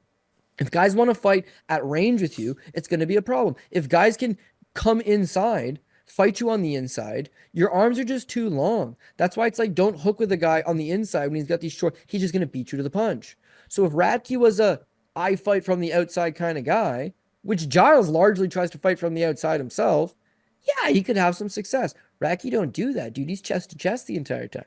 He's going at you the entire time. Well, the only thing you can really fault for Prates is that he's just got no urgency and no real volume, and he just seems so lackadaisical in there. Radtke's the polar opposite. Yeah, the Mathetha fight, Blood Diamond, was awful, but he did what he had to do to win. The crowd booed him. He told them, I think it was a derogatory slur, but he was pumped up to be there. And then he comes in against Gilbert Urbina and absolutely sparks Gilbert Urbina. And then I'm watching that Fury FC. I actually really like them. The Fury FC Jiu-Jitsu match, right? And they bring him in against Eric Anders. So let's just keep in mind here that Charlie Radtke fought at 155 pounds as of 2 years ago, okay? Eric Anders fought at 205 pounds as of like 2 years ago. Charlie Radtke's 5'9". Eric Anders is 6'1". Anders won a national championship with the University of Alabama and was like the team captain that year. He's a specimen in comparison to Charlie Radtke. So the match starts, and Radtke is a goddamn dog on a bone, man. He comes at Anders hard. He takes him down. He does really good for the 10 minutes. The 10 minutes expires. They go to overtime, and overtime is sudden death. Whoever scores the very first point wins. And Anders, who's twice his size, and Radtke's tired from having to go against this bull of a man for 10 minutes. Anders hits a quick takedown, and Anders ends up winning.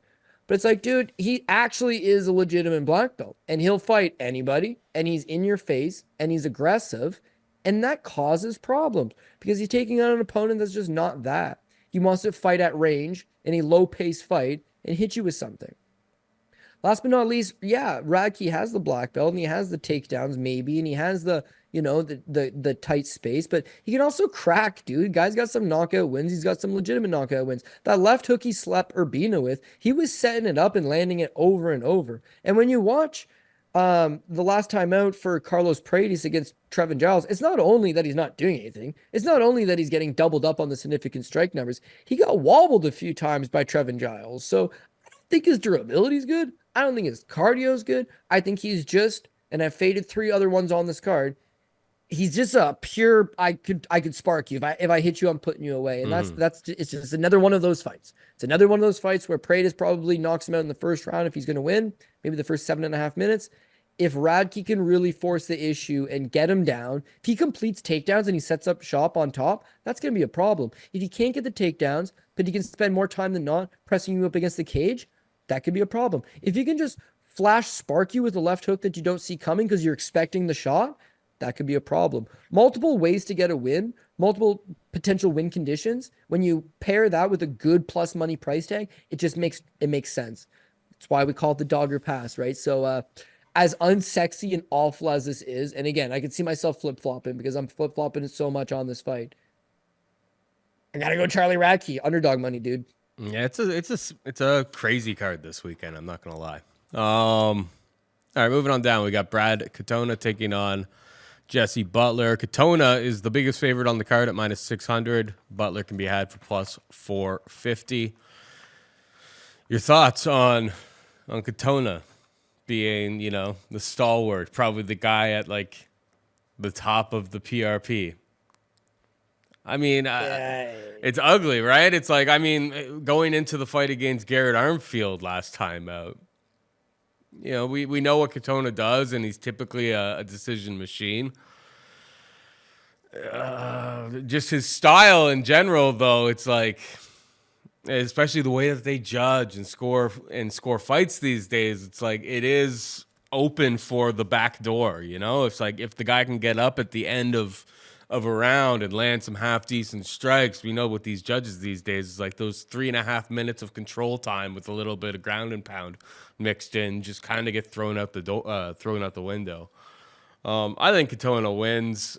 I'm curious to like maybe Katona by submission. I expect him to probably go for takedowns here, but I don't know really what to do with this fight, Cody. But Jesse Butler does not impress me much.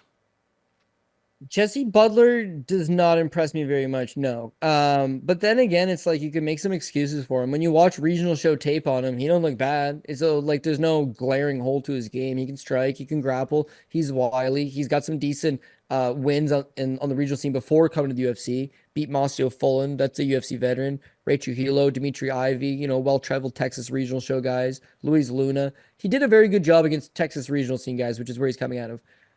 The debut of he fights Jim Miller, right? And it's short notice, and he's a big underdog. He's making his UFC debut against the guy that has the record for most fights in UFC history.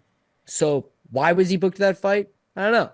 Cool that he stepped up because he's a 30-year-old man at the time. And it's like, this is my dream to fight in the UFC. Why not fight Jim Miller? But it's a bad spot. It's a bad spot. He gets knocked out right away, 23 seconds, but it's at 155 pounds.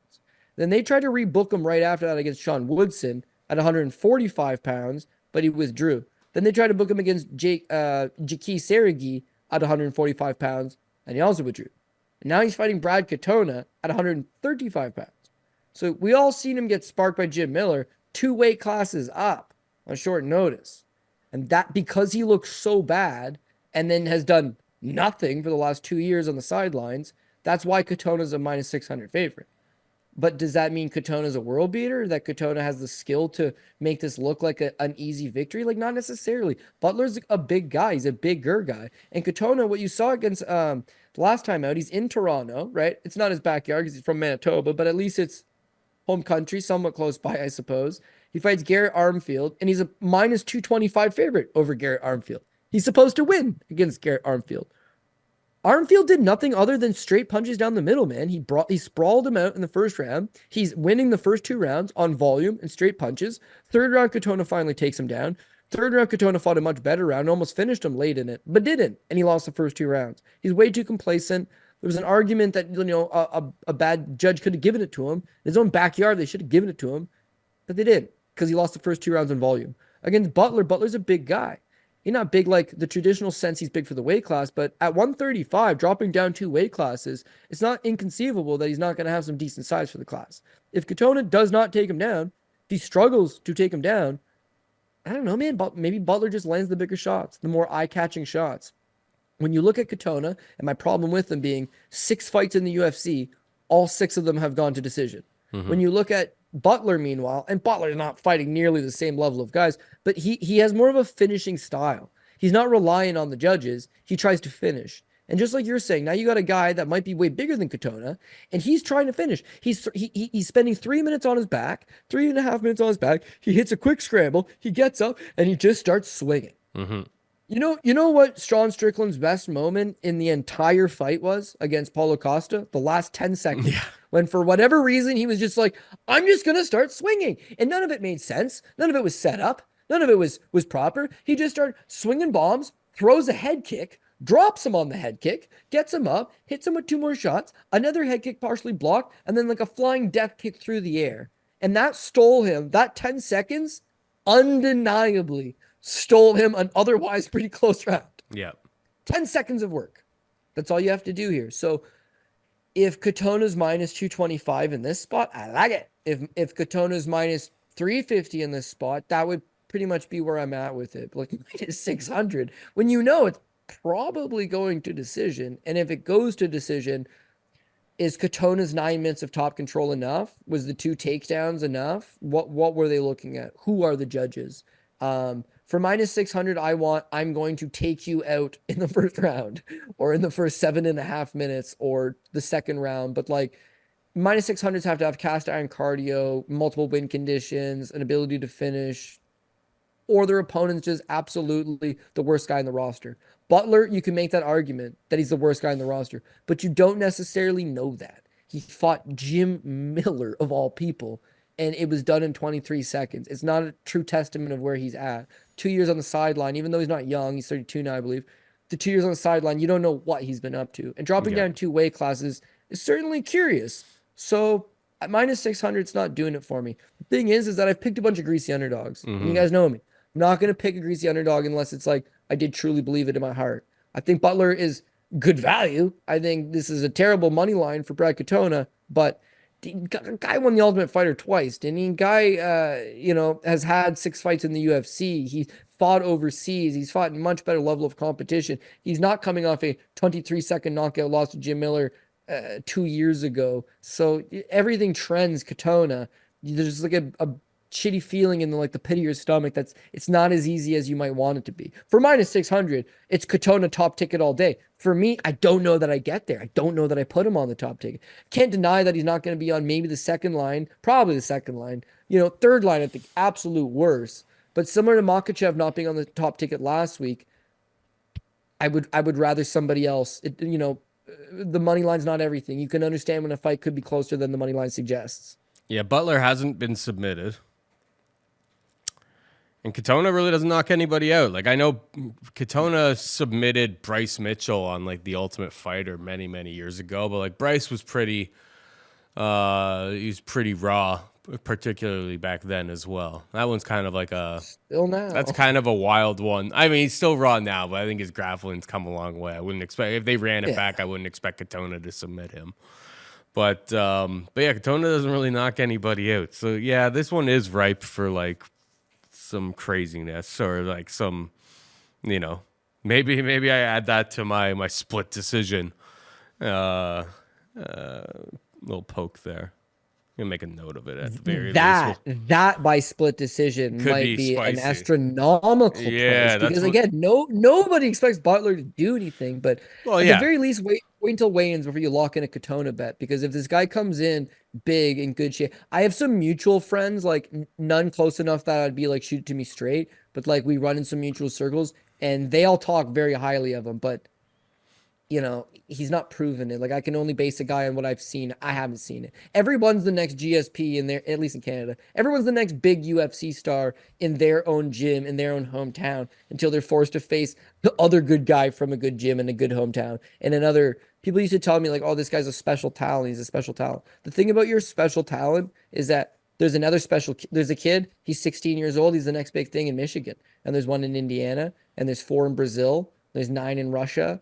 And there's 2 in Peru, and there's 4 in Argentina. They're all over the place. That's the development of the game. So things pass you by. They think he's legit. For whatever that's worth, I don't know. But again, the 2 weight classes thing, the absence, the Katona surefire going to decision, all of that gives me concern. Not enough to go the other way, but enough to rethink it a little bit. 100%. Yeah, and with these split decision types of plays, they're obviously super, super wide plus money. You're expecting to lose most of them, but you hit one of them and you're profiting. 15 you're profiting. Yeah. All right, we got Andrea Lee taking on Montana De La Rosa. Andrea Lee is a minus 150 favorite. De La Rosa could be at for plus 130. Your thoughts? I mean, it's people's main event, right? It's the rematch that nobody asked for, but it's the perfect timing to rematch something that nobody asked for. Andrea Lee, it's not like she doesn't have skills. She's got legitimate skills. She's very physically strong, good kickboxing game. Her wrestling defense, or takedown defense in particular, that's definitely always been the knock to her game. Her cardio is good, but not great. So especially if you come in with a wrestling heavy game plan, she does tend to gas out the later the fights go. And it hasn't resulted in the best results as of late. Overall, she's 5-7 in the UFC, but she's currently rocking a 4-fight losing streak. So the fact that the UFC's kept her around, they know she's got talent, and they know she's serviceable, and they know she could be a good gatekeeper type, but they need a confidence boost, and she at least needs to go and prove she can get something done. When I look at Andrea Lee, I look at those losses, and those losses are pretty much all to very good girls. Miranda Maverick, her last time out, Natalia Silva, Macy Barber, Viviane Arroyo, Roxanne Modafferi, who, say what you will, very traveled, long in the tooth veteran, Lauren Murphy, Joanne Calderwood. All of these girls are pretty good for the most part. So you can't say 4-fight losing streak, her skills have been diminishing. She's pretty much been fighting the same way this entire period of time. It's just that she's been fighting the best girls going. When you look at the last time they fought, Andrea Lee got taken down 5 times by Montana De La Rosa. She got taken down, and then she would get back up. And when she got back up, she just beats up Montana De La Rosa. Outstrikes her to the tune of 73-14. Got taken down 5 times. Got 1 takedown of her own. but outstruck her 73-14. There's a large disparity in the striking in favor of Lee, and the large disparity in the favor of the grappling for De La Rosa didn't materialize. 5 takedowns, didn't get no ground and pound, didn't get no real submission attempts, couldn't hold her down. It's not so good. Since then, she's just been kind of going through the motions, I guess. She's also on a 3-fight losing streak, but against Maycee Barber, doesn't really use her wrestling. Against Tatiana Suarez, can't use her wrestling. Against JJ Aldrich, her last time out, she shot 1 single takedown attempt. One takedown attempt attempted. Now, that's curious because JJ Aldrich in the path of beating her would be take her down, right? And also, Montana De La Rosa comes from a wrestling background. Her husband, Mark De La Rosa, is her head coach. He's a Brazilian Jiu-Jitsu black belt. The game plan should revolve around her taking her opponents down and submitting them. And almost every single time she's complacent with just standing in front of them and getting boxed up. She's got cardio. She usually rallies for the 3rd round. Her nose will be busted and gushing blood, and she still wants to scrap. She's no doubt a fighter, but her ring IQ does not exist. She's currently, her and Mark De La Rosa opened up their own gym. So they're running their own gym. Her training camp's been 100% out of her own gym. She does not go to Elevation Fight Team in Denver anymore. She's running her own gym with her husband in Texas. And I don't know, man. I just can't trust her to actually shoot the takedowns. If she does shoot the takedowns, this is where both girls have changed since the last fight. One was just a wrestler and one was a striker. Lee knew she had to adapt, so she's tried. And she's on a 4-fight losing streak, but let's keep it real, man. She fought Vivian Arroyo, and she managed 1 takedown against her. She fought Maycee Barber. They had robbed her on a split decision. She took Maycee Barber down 5 times. She took down Miranda Maverick, an absolute powerhouse. She took her down twice. Offensive wrestling, Andrea Lee scores more takedowns per fight and has a higher takedown accuracy in the UFC. To be real. But she doesn't even have to offensively try to take down Montana De La Rosa. It's just that's the progression to her wrestling that I think it's good enough to just sprawl and brawl her. De La Rosa is not a stick to the multiple takedowns type person. Maverick shot 3 for 8, but she shot the 8 takedowns. Natalia Silva didn't have to shoot any because she's an awesome striker. Maycee Barber went 2 for 2. That one was a great grappling match. I honestly thought she beat Maycee Barber. Again, it does come down to wrestling versus striking, but we've seen this fight already once 5 years ago. You've got a girl on a 4-fight losing streak taking on one on a 3-fight losing streak. So it's basically loser leaves town match for either of them. I just feel like Lee's physically stronger, should be able to keep this fight upright, should be able to box her up, and is the better striker. And I know what I said about Mark De La Rosa, her husband's a UFC veteran, running her camp's not great. For the record, Lee's boyfriend is Brandon Davis. He also a UFC veteran, and he runs her camp. So they're both in a similar position, but that's what Lee's been doing for the last number of years, whereas De La Rosa hasn't. She's been getting in quality rounds with some of the best teams in the area or in the country, and now she's just kind of reeling back and doing her own thing. So the ring IQ is too low, the volume's kind of low. She's not a great striker. Her takedowns, she doesn't commit to them. Wrestling's really not all that good on top of that. It just seems like it's an Andrea Lee sprawl and brawl type spot. So I got Lee, and then if you want to get a little spicy with it, Lee by decision. She's not knocking out De La Rosa. She's not submitting De La Rosa. So if she's going to win, she's just going to outpoint her. When you said I'm gonna get spicy with it, I was hoping it was Spicy! gonna be more spicy than her by decision. That's not too spicy. Well, it's probably plus. Is it not plus money? That's got for it's slightly plus, yeah. Plus people one, like plus money, 130. Paul. When you plus 130. Is that not spicy enough for you? That's I guess not you want nearly, a plus 1,000. I'm the guy on here talking about split decision props that are like it's basically like. It's like the crack cocaine of MMA betting.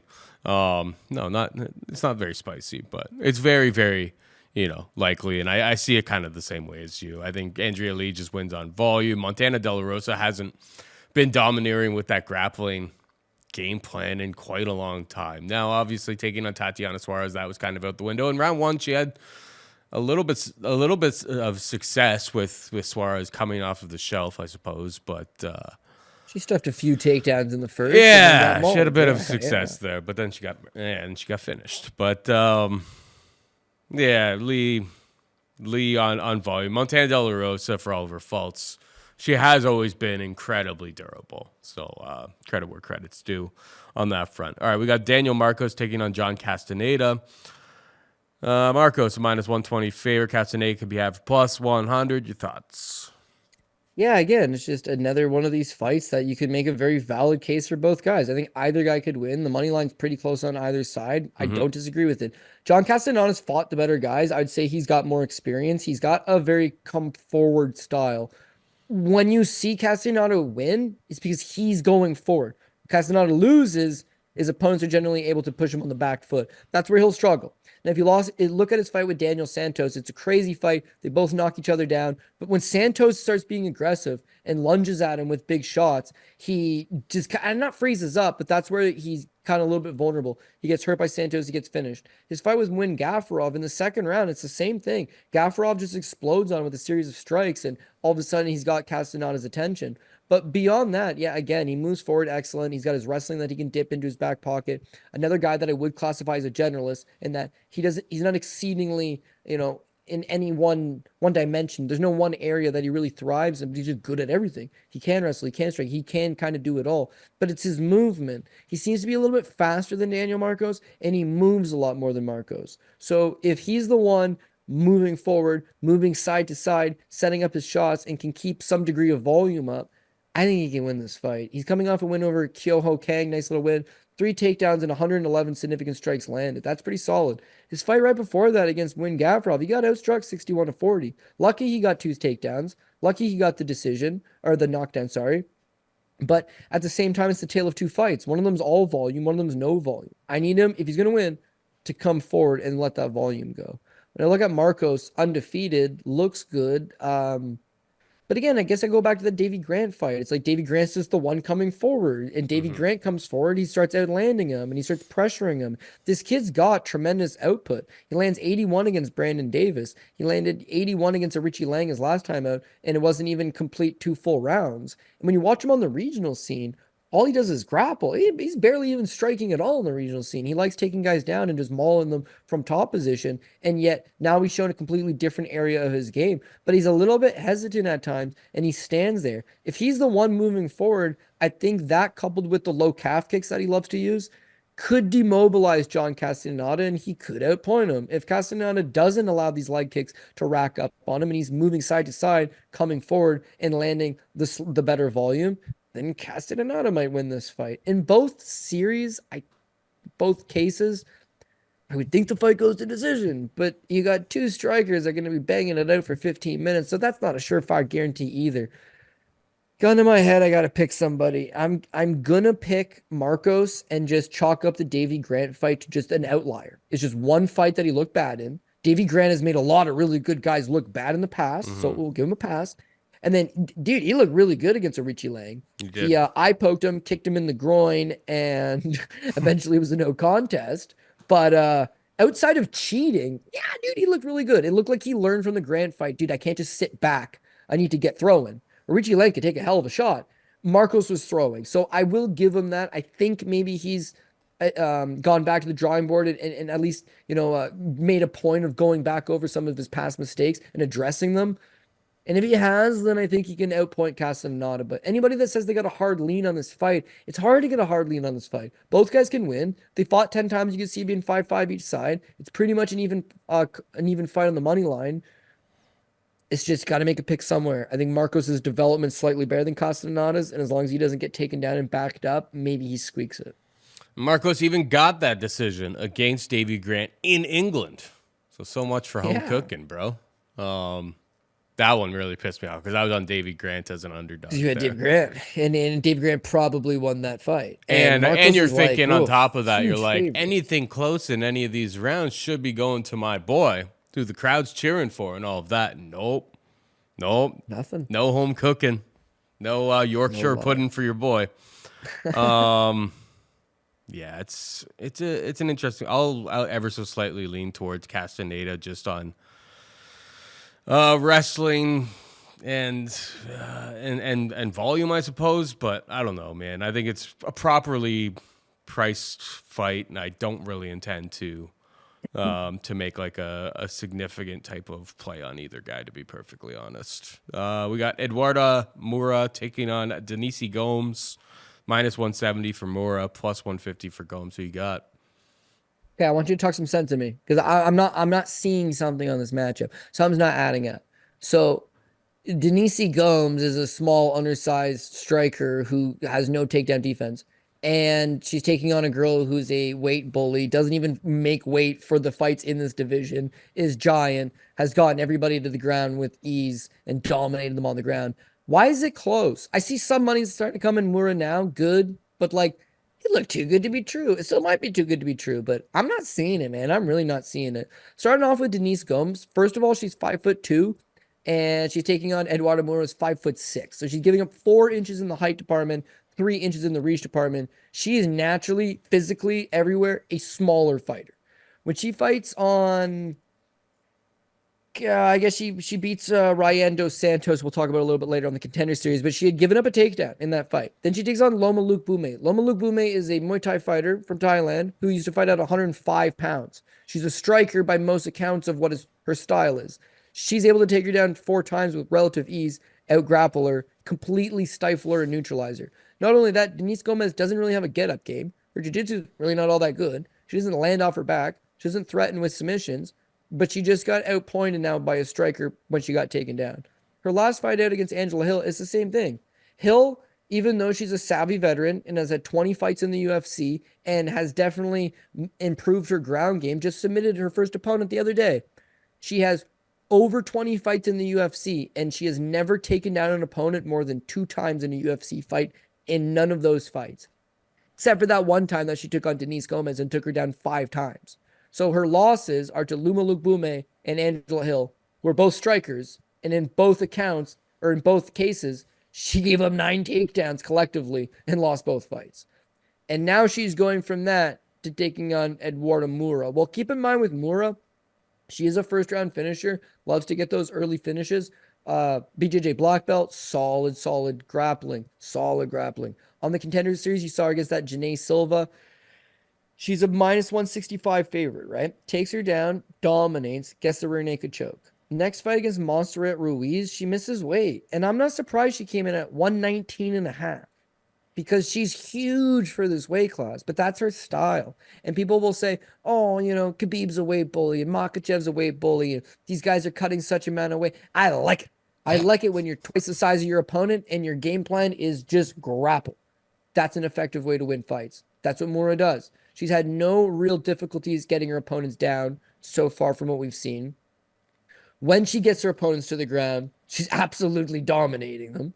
And from the Montserrat Ruiz fight, that fight at least goes to the second round. You go back and you watch this Claudia Alves fight from last year, it goes to the second round. She ain't slowing down, Paul. Cardio looks like it's pretty good. I think she can finish you, but if she didn't finish you, I think she's going to bank 2 rounds and then maybe slow down or just win all 3 rounds. So when I look at this fight with Denise Gomes, it seems too clear cut. I have a stronger, more credited, better grappler taking on a smaller, more undersized, struggles with wrestling, struggles with takedowns, struggles with the overall grappling exchanges within these fights. I don't know, man. I don't know. It just seems it's women's MMA. I think that would be Pat's answer to the question. But I honestly think that this is like one-way. It's like the Melissa Gatto fight from a couple weeks ago. Like it could go another way. It could possibly turn into this. But it's like you got a girl that's that much better at grappling in a lot of these UFC spots. They're a lot more clear-cut than sometimes we overthink it because we're worried it's women's MMA, but grappling, dude, grappling. You got a clear cut grappling advantage. That wins more often than not. Yeah. I mean, I guess with Gomes, she does hit hard. But I mean, women's strawweight, knockout specialist, not exactly kind of the typical type of style that I think is what you would really want to bet on as a long-term winning solution, right? So you just don't see too many, absolute knockout specialists happen in fights or fight to fight. So it is a little bit dicey, laying anything too heavy. But a lot of what you said makes sense, to be perfectly honest. My original thought was CF dot model. Denise Gomes was able to knock out Yasmin Werigi. She had wrestling success against Brunno Brazil. But when she has taken on much more seasoned, much more polished fighters, much more experienced fighters, she got really kind of exposed in the grappling department. So who am I to argue with you? I guess Mora is the play, but I don't know, minus 170. Women's strawweight fight. I don't know if I'm going to be betting that, to be perfectly honest. Let's move on. We got Taylor Lapilus taking on Cody Stamen. Lapilus, a minus 265 favorite. Stamen can be had for plus 220. Your thoughts? Yeah, I get another close fight. I get it. I got Lapilus. The worry here being that Lapilus is more of a decision guy, and Cody Stamen is very much a decision guy. So this fight's going to go to decision. Smart guy just takes it to go to decision. But of course, if you don't, then yeah, you need one side or the other. I'm going to go with Lapilus. But again, I think it's just going to be close, contentious type spot. With Lapilus, he's a smooth striker, smooth operator. He fights like a guy that's long. He likes to play to the outside. He's got good leg kicks, good long jab. He doesn't have that like really raw power to his game, but he's a finesse fighter. And again, he does everything technically very sound. Guys don't want to stand with him. When he fights them, the game plan is almost every time smother him and take that space away. These are his last 3 UFC fights, okay? This is Leandro Issa went 3 for 14 against him. So he took him down 3 times, but he tried 14 attempts. That's a lot, man. His last 2 fights ago against Caolin Laughrin, the Irish fighter, Laughrin got him down 2 times on 11 attempts. So those 2 fights you're right there is 25 takedown attempts. He got taken down 5 times collectively, but 25 attempts. And his last time out against Farid Basharat, he got taken down 5 times. 5 times on 16 attempts. So nobody's allowing him to use space and operate. All of his losses are when he gets smothered up against the cage, when he gets taken down. If you want to stand with him, be my guest. It's not a surefire guarantee he's going to knock you out or anything like that, but he's smooth. He's like a Cedric Doumbé, like I wouldn't put him to that level, don't get me wrong, but like it's just he does little things that are just very correct and outpoints you. Now, that problem with that style is you're going to decision. These guys don't know what they're looking at. So you're going to need them to get it right. But I really like what he does. Now, can he be beaten? Yeah, of course, if you can smother him in that space. And there lies the kind of catch-22 with Cody Stamen. He comes from a wrestling base. Wrestled in high school, wrestled a little bit out of Michigan in college for a little bit. Guy can wrestle with the best of them. When you look at his losses, dude's wrestling, and he's wrestling hard. He took down Song Yadong 5 times, settled with a draw. He took Aljamain Sterling down 3 times. He took down Jimmy Rivera. He took down Brian Kelleher. He took down Merab Dvalishvili. The guy can 100% wrestle. 100%. 2 problems. 1, his body's starting to let go. And I think that causes him to not wrestle. He can. He chooses not to. And I think that's his biggest problem. His fight with Luan Lacerda. Well, why would you want to stand with Luan Lacerda? It doesn't really make any sense, right? He's a better striker. He's faster than you. Why not just take him down and smash him? Easy path to victory. Cody Stamen went 0 for 2 in takedown attempts against Luan Lacerda. Not only could he not take him down, he shot 2 over the course of the fight. He did get outstruck. It was 103 to 80. Luan Lacerda managed 1 takedown on him. It was a super close fight. I remember I had a ton of money on him, and it was like, oh my God, I'm about to lose. And he was a minus 400 favorite. Barely squeaked by him.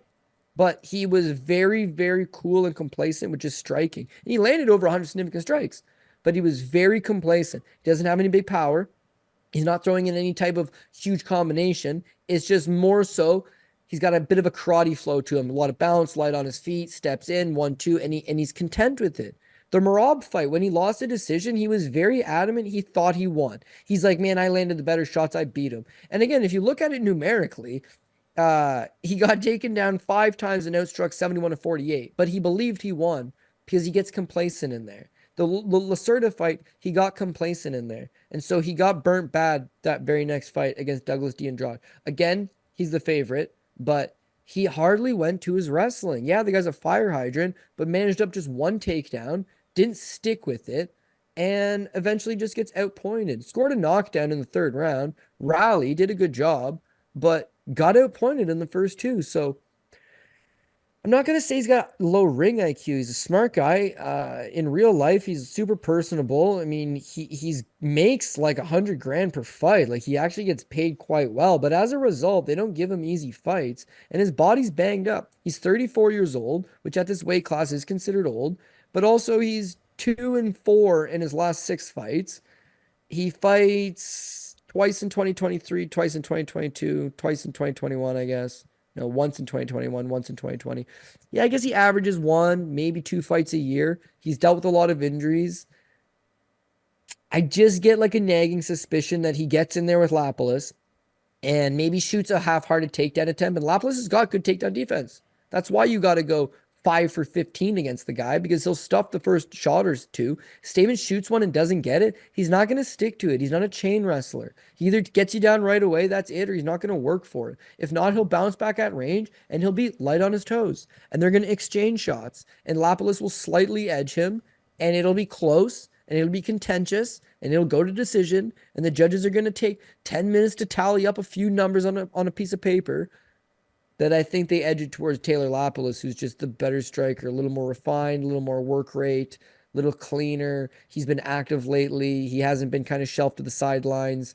Stamen comes in as big favorites in these fights, and he doesn't deliver, right? So now he's the underdog. Is he going to deliver? Possibly. But his last 2 fights have been like very worrisome to me. He just doesn't look like he's as interested as he once was. Yeah, that makes sense to me.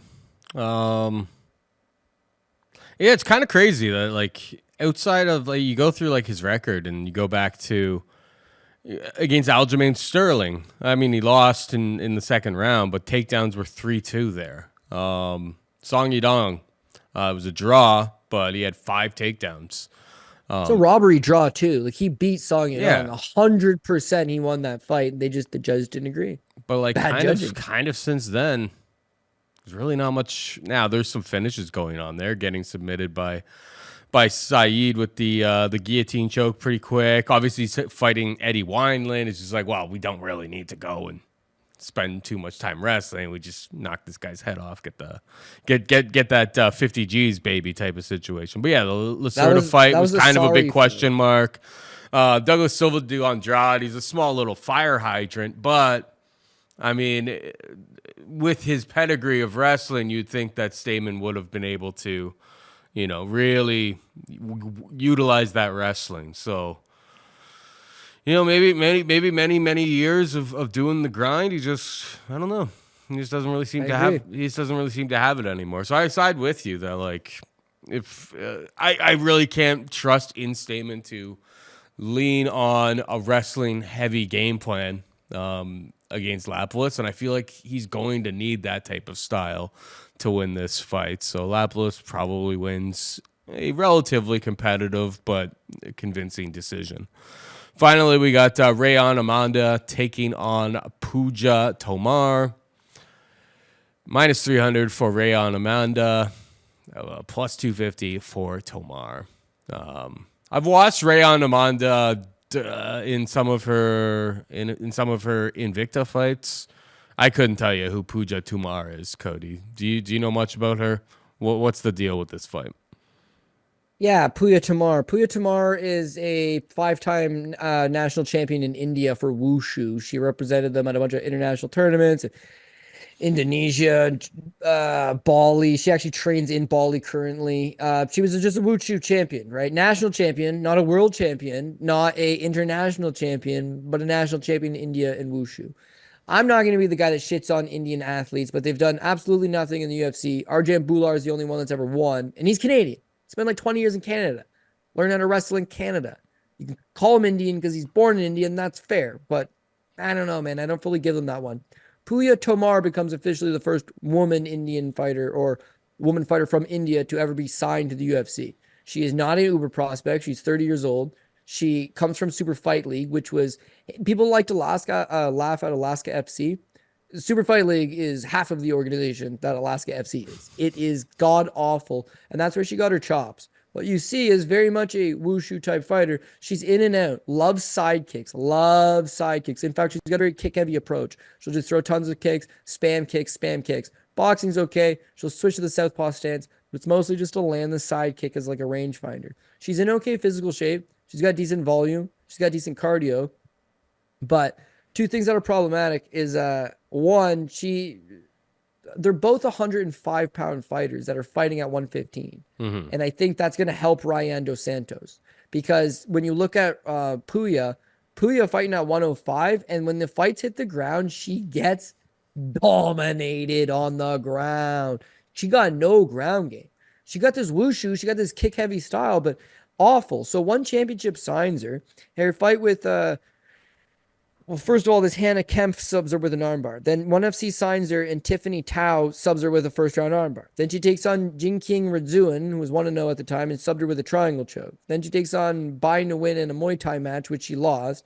And then she takes on the Stamp Fairtex, right? Stamp Fairtex is 105 pounds, Thai fighter. And I mean, absolutely destroyed her on the ground. Like, just catches a kick and just kind of it wasn't even like a caught kick. It was like Puya tried to do a judo toss. And in doing the most poorly executed judo toss you've ever seen, just gives up her back. And all of a sudden, you've got a 105-pound Thai fighter, and she just absolutely goes to town. And I mean smokes her, flattens her out, tries to grab the choke, doesn't get the choke, flattens her out, and just ground and pounds her. Puya has no way out. She's completely lost on the ground. She's a fish out of water. By this point, she would have been 28 years old, still a wushu fighter, but nothing there. Currently, she's a BJJ blue belt. That's her ranking, okay? She's a BJJ blue belt. Keep that in mind. Once she lost to Stamp Fairtex, she got cut from one championship. And she goes over to this Matrix Fight Night. I tweeted this joke picture out the other day about, is this the shittiest belt you've ever seen? Okay, that belt, that was from that? I saw that. It's not from that, but the girl holding that belt is this Jojo Rakamunari, okay? That's who she fights right after Stampex. She won a split decision over the girl, who's 0-0. Her grappling is non-existent. She's fighting the bottom of the barrel level of competition, and if it stays standing, dude, I'll give her one thing. She throws a lot of kicks. She moves pretty decent. She knows how to fight in a kickboxing style format, but even then, she's not great. She's not good. She just at least can throw some kicks. But if the fight hits the ground, oh, she's in a world of crap. Anyways, her last fight out, this Anastasia Funfanova. That girl's from Russia, but at no point is a grappler. Very tall, skinny fighter, and just allows her to get side kicked 100 times. Never attempts a takedown. Not a great fight, but she ends up stopping with her between rounds. Corner's like, we're done with this. I think she broke a rib on one of the side kicks. Fair. So we look at Ryan Amada. Well, she's a 105 or 2. Like, she's fought at 125 and 115 in the past, but she won the Invicta title over Julian DeCourcy, going a hard 25 minutes. It was a 5-round fight at 105 pounds. And then, curiously enough, her very next fight, after going 5 rounds, her very next fight against Talita Alencar, she gassed after the first. She had a great first round. Lands like, I don't know, 30 significant strikes in the first. Stuffs all Alencar's takedowns. Second round, she did get taken down by Alencar, but she survives all the positions. Third round, she stuffs the takedowns, and I thought she edged it. I scored it for. Judges didn't agree. They gave it to Alencar on a close split decision. But I'm wondering if she gassed because she was fighting a naturally larger, stronger fighter, or if there was something off. UFC jitters, it's your debut, and you're coming from Invicta. But I would almost certainly expect her to be better in her sophomore outing. She's now fought in the UFC. She knows what to expect. She's got those nerves off of her, and she's not taking on a big, strong BJJ black belt like Alencar. Alencar's a legitimate BJJ black belt. You're taking on someone from India who has absolutely no grappling. And so, okay, well, we know that Puya is a blue belt and can't grapple, but is Ryan really that good of a grappler? Yes and no. By Alencar's standards, no. Alencar's a better BJJ black belt, but Ryan Dos Santos is a BJJ black belt. Not only that, her mom is a BJJ black belt, and her dad is a BJJ black belt. She has 2 older brothers, and they're both BJJ black belts. And then she leaves Brazil and moves to Texas, where she marries Colton Englund, who's a BJJ black belt. Can't take a punch, fought in the Contender Series, but sometimes you can submit guys, you can't take a punch. It's the savage nature of MMA.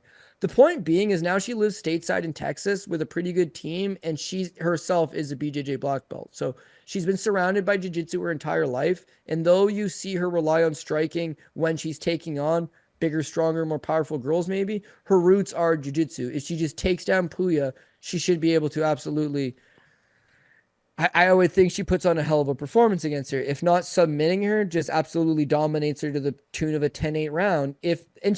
She can do it for 5 rounds if she's in shape, which she should be for this fight.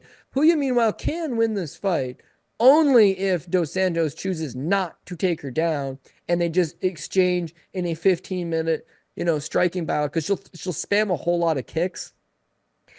And again, you just don't know what the judges are looking at. It's like, oh, Ryan landed a real nice right hand. It's like, but she got kicked in the body 5 times in between her next strike thrown. So, like, I don't want it to be strictly a striking battle. I want Ryan to come forward, pressure her, throw a few strikes, maybe land something. But ultimately, you're working towards the takedown. You're working towards getting her to the mat. And when she's on the mat, that's when she'll shine. It'll look like a black belt versus a blue belt, which it should. And this is not a blue belt. Oh, they don't train gi jiu-jitsu, or oh man, they've done jiu-jitsu for 10 years. They don't care to go through the promotions. No, she did wushu her whole life.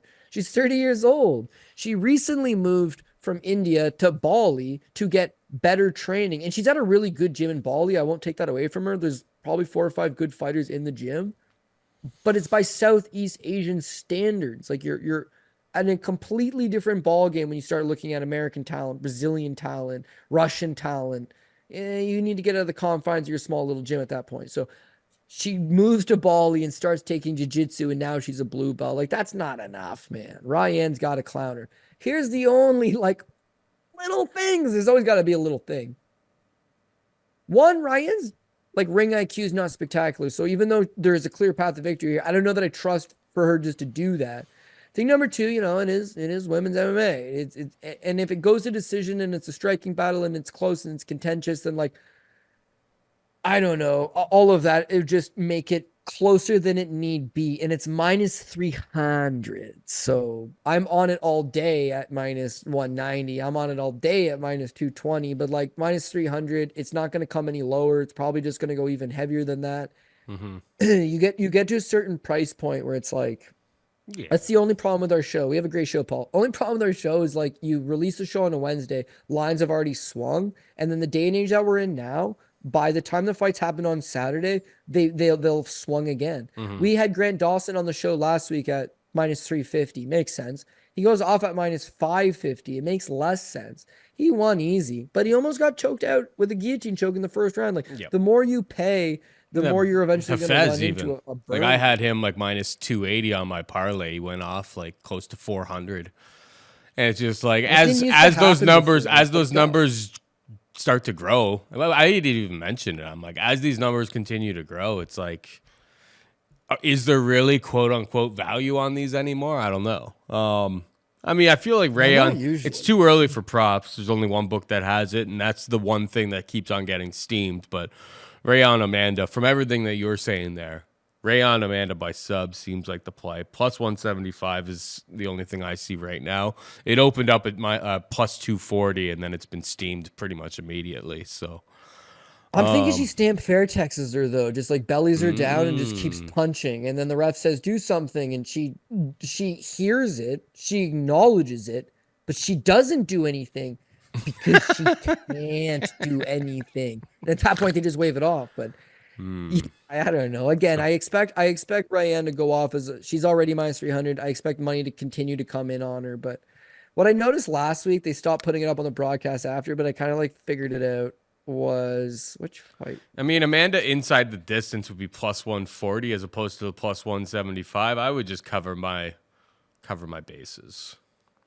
Right. But then again, you are betting, you're betting a women's strawweight fight from 2 girls that probably should be fighting at atom weight, and you're betting finishes, which is always a little bit sketchy at the best of times. You watched, yeah, not that you can think of it at the top of your head. It's super not important. But on last week's broadcast, you watched the fights. It popped up. It was like big bet alert. Somebody on DK bet $100,000 on. They won. It was to win $66,000. Who was it again? I forget. I can't remember. Okay. Well, anyways, doesn't matter. The very next fight, the thing comes up, big bet alert, one better bet 66,000 on, and it was the losing fighter. So whoever it was, it's the same better, right? He put 100K down. He won 66. His next bet is the 66, and now he's at a break even after 2 bets. Sure. and they play it like big bet alert, like there's money coming in. It's just one guy. He probably has deep resources. The fact that DK's even 100 taking grand. $100,000 bet off of him means he's got a VIP extended account. And you drop 100 grand on a book, it's gonna change the line. And then when it changes the line, the other books are generally gonna follow suit.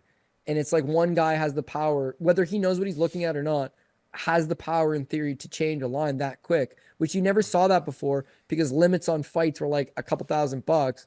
Now you can at least build to with rapport. I don't know. There's books that'll take your action. Dude, we went to Circus Sports. I'm definitely going back. I love that place.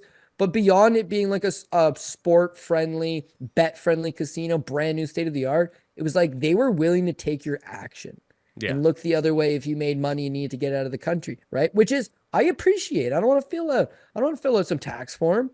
So go there if you can. It's a great spot. I'm not even getting paid any money to wear this hat. I love those guys. I'm going back 100%. I actually have the Anyways, hat. you I want have the a hat on PRP as well, Cody.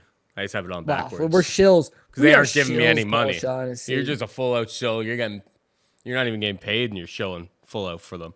But yeah, no. At the end of the day, I mean, we used to be sponsored by DraftKings Sportsbook. They've been great. They were always great. I'm not going to say a really bad word about them.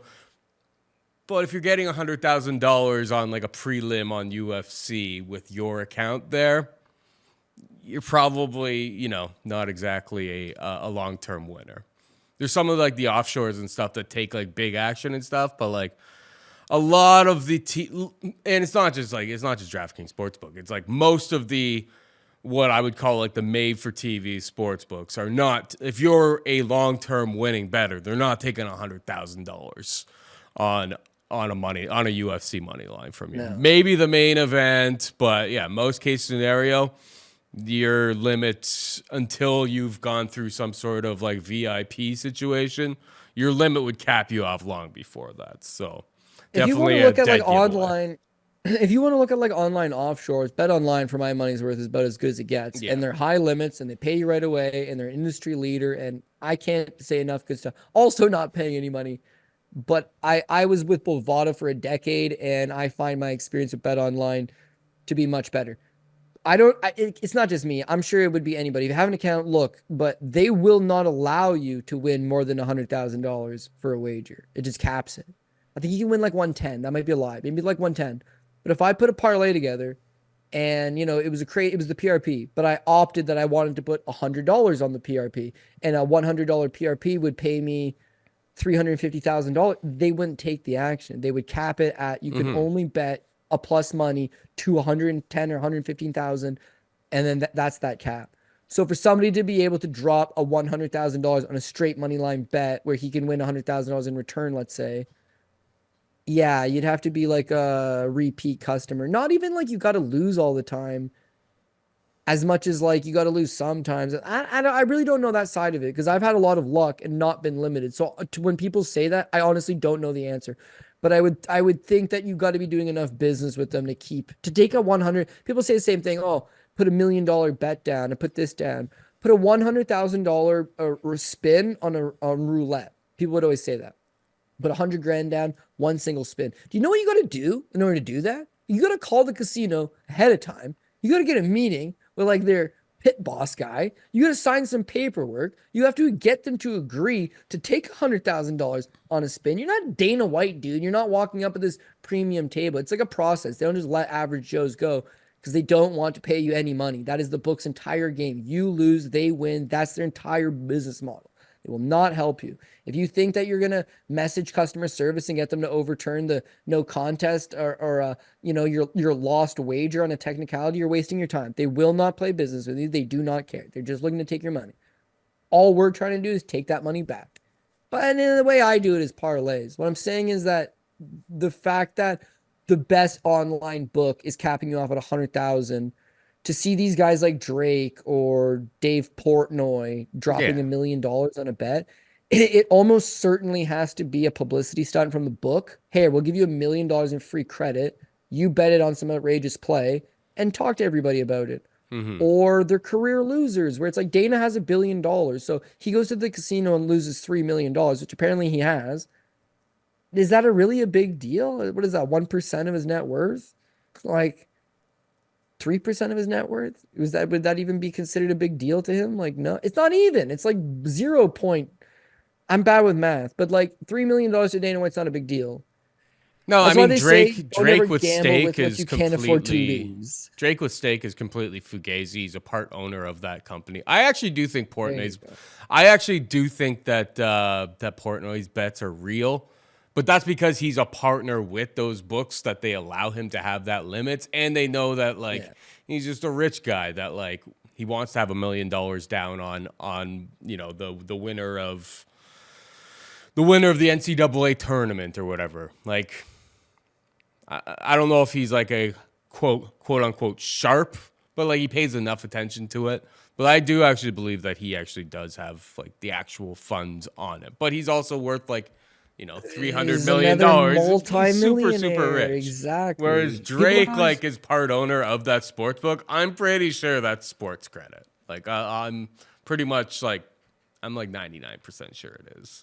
Anyway, it's a crazy world out there in the mean streets of sports betting. Never really know what to believe, what's real, what's not. But what is real, Cody, is that we've had like 3 cards now where you've come up one short of the PRP. There's 14 fights on this one. This doesn't strike me as the one that is going to turn the corner and you're going to hit 14 of 14, but hit him with it right now. And if it does hit, we're all driving yachts. Yeah, it would be legendary. It would be legendary to hit a 14 fight card and this card in particular. And I saw a lot of cappers that got banged up last week. They were all making like a guarantee, like, I'm taking Louisville down. I'm gonna make Louisville mine. It's like you just looked at this card, dude. No. This is not a bounce back card. If you're hoping to bounce back, I and don't you're feel telling your great about fans this card at all. Oh no! And it's 14 fights. So bottom line is, and every card you need your anchors. Every card you need your anchors. You look at last week. I love Dustin. How's Dustin going to lose? Strickland, it was a split. Shouldn't have been.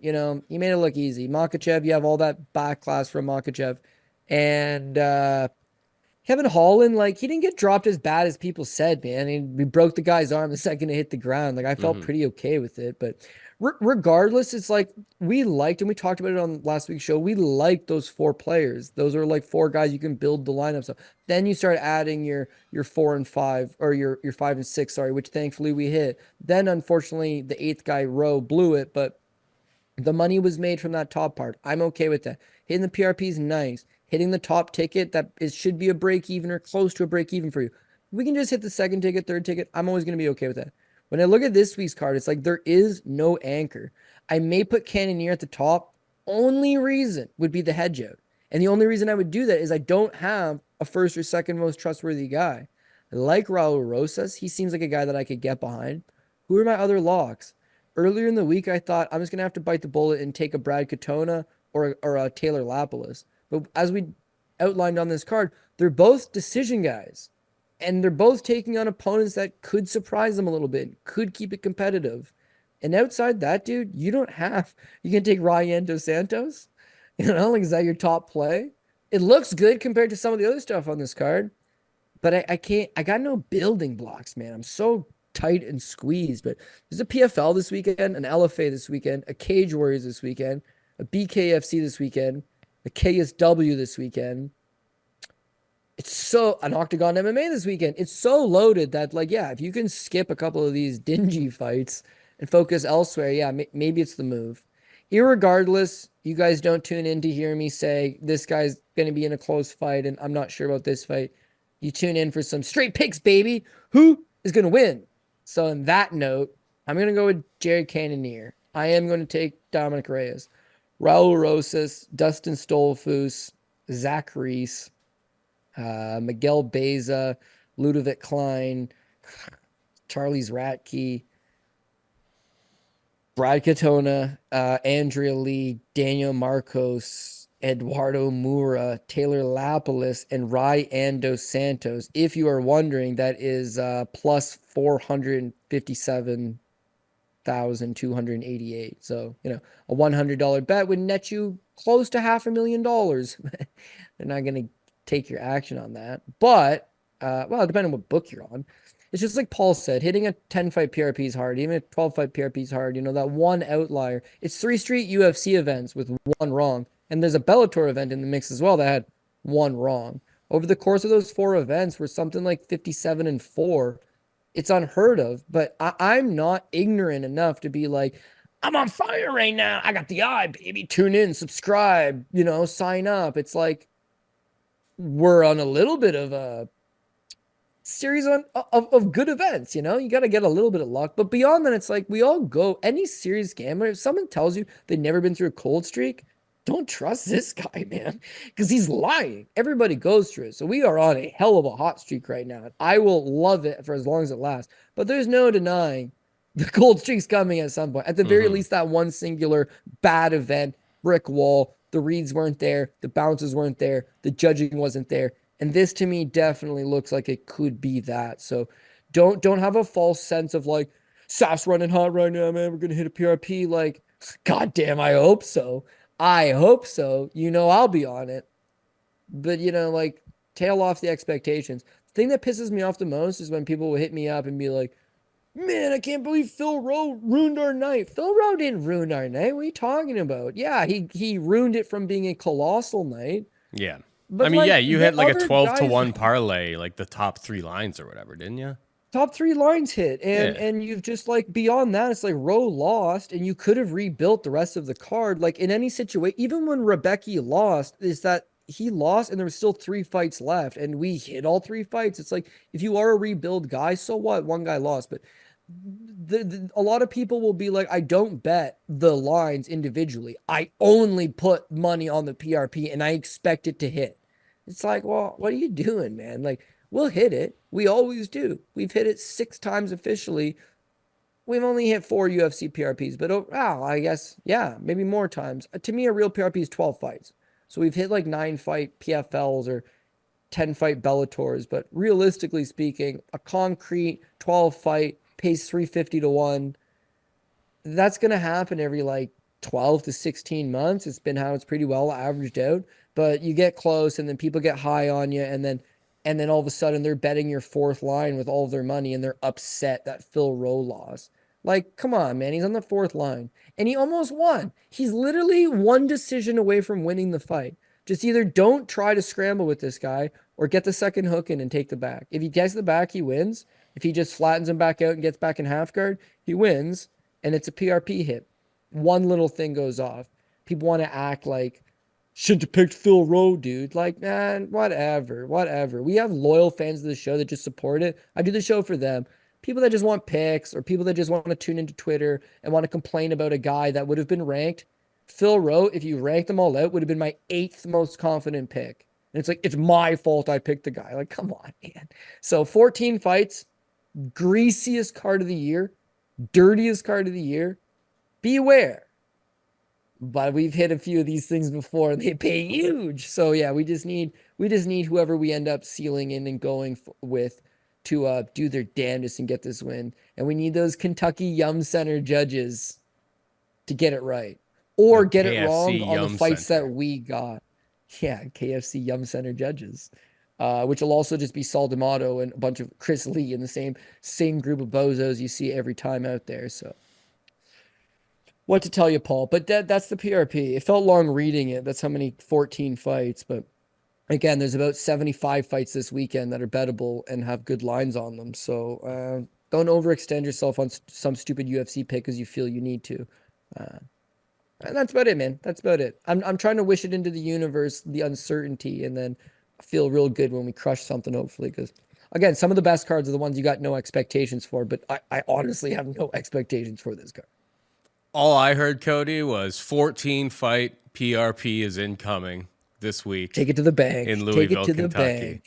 But that is it for us this week. Hope you enjoyed the show. For producer Megan and Cody Saftik, I'm Paul Shaughnessy saying goodbye and good luck. Ow, ow, ow.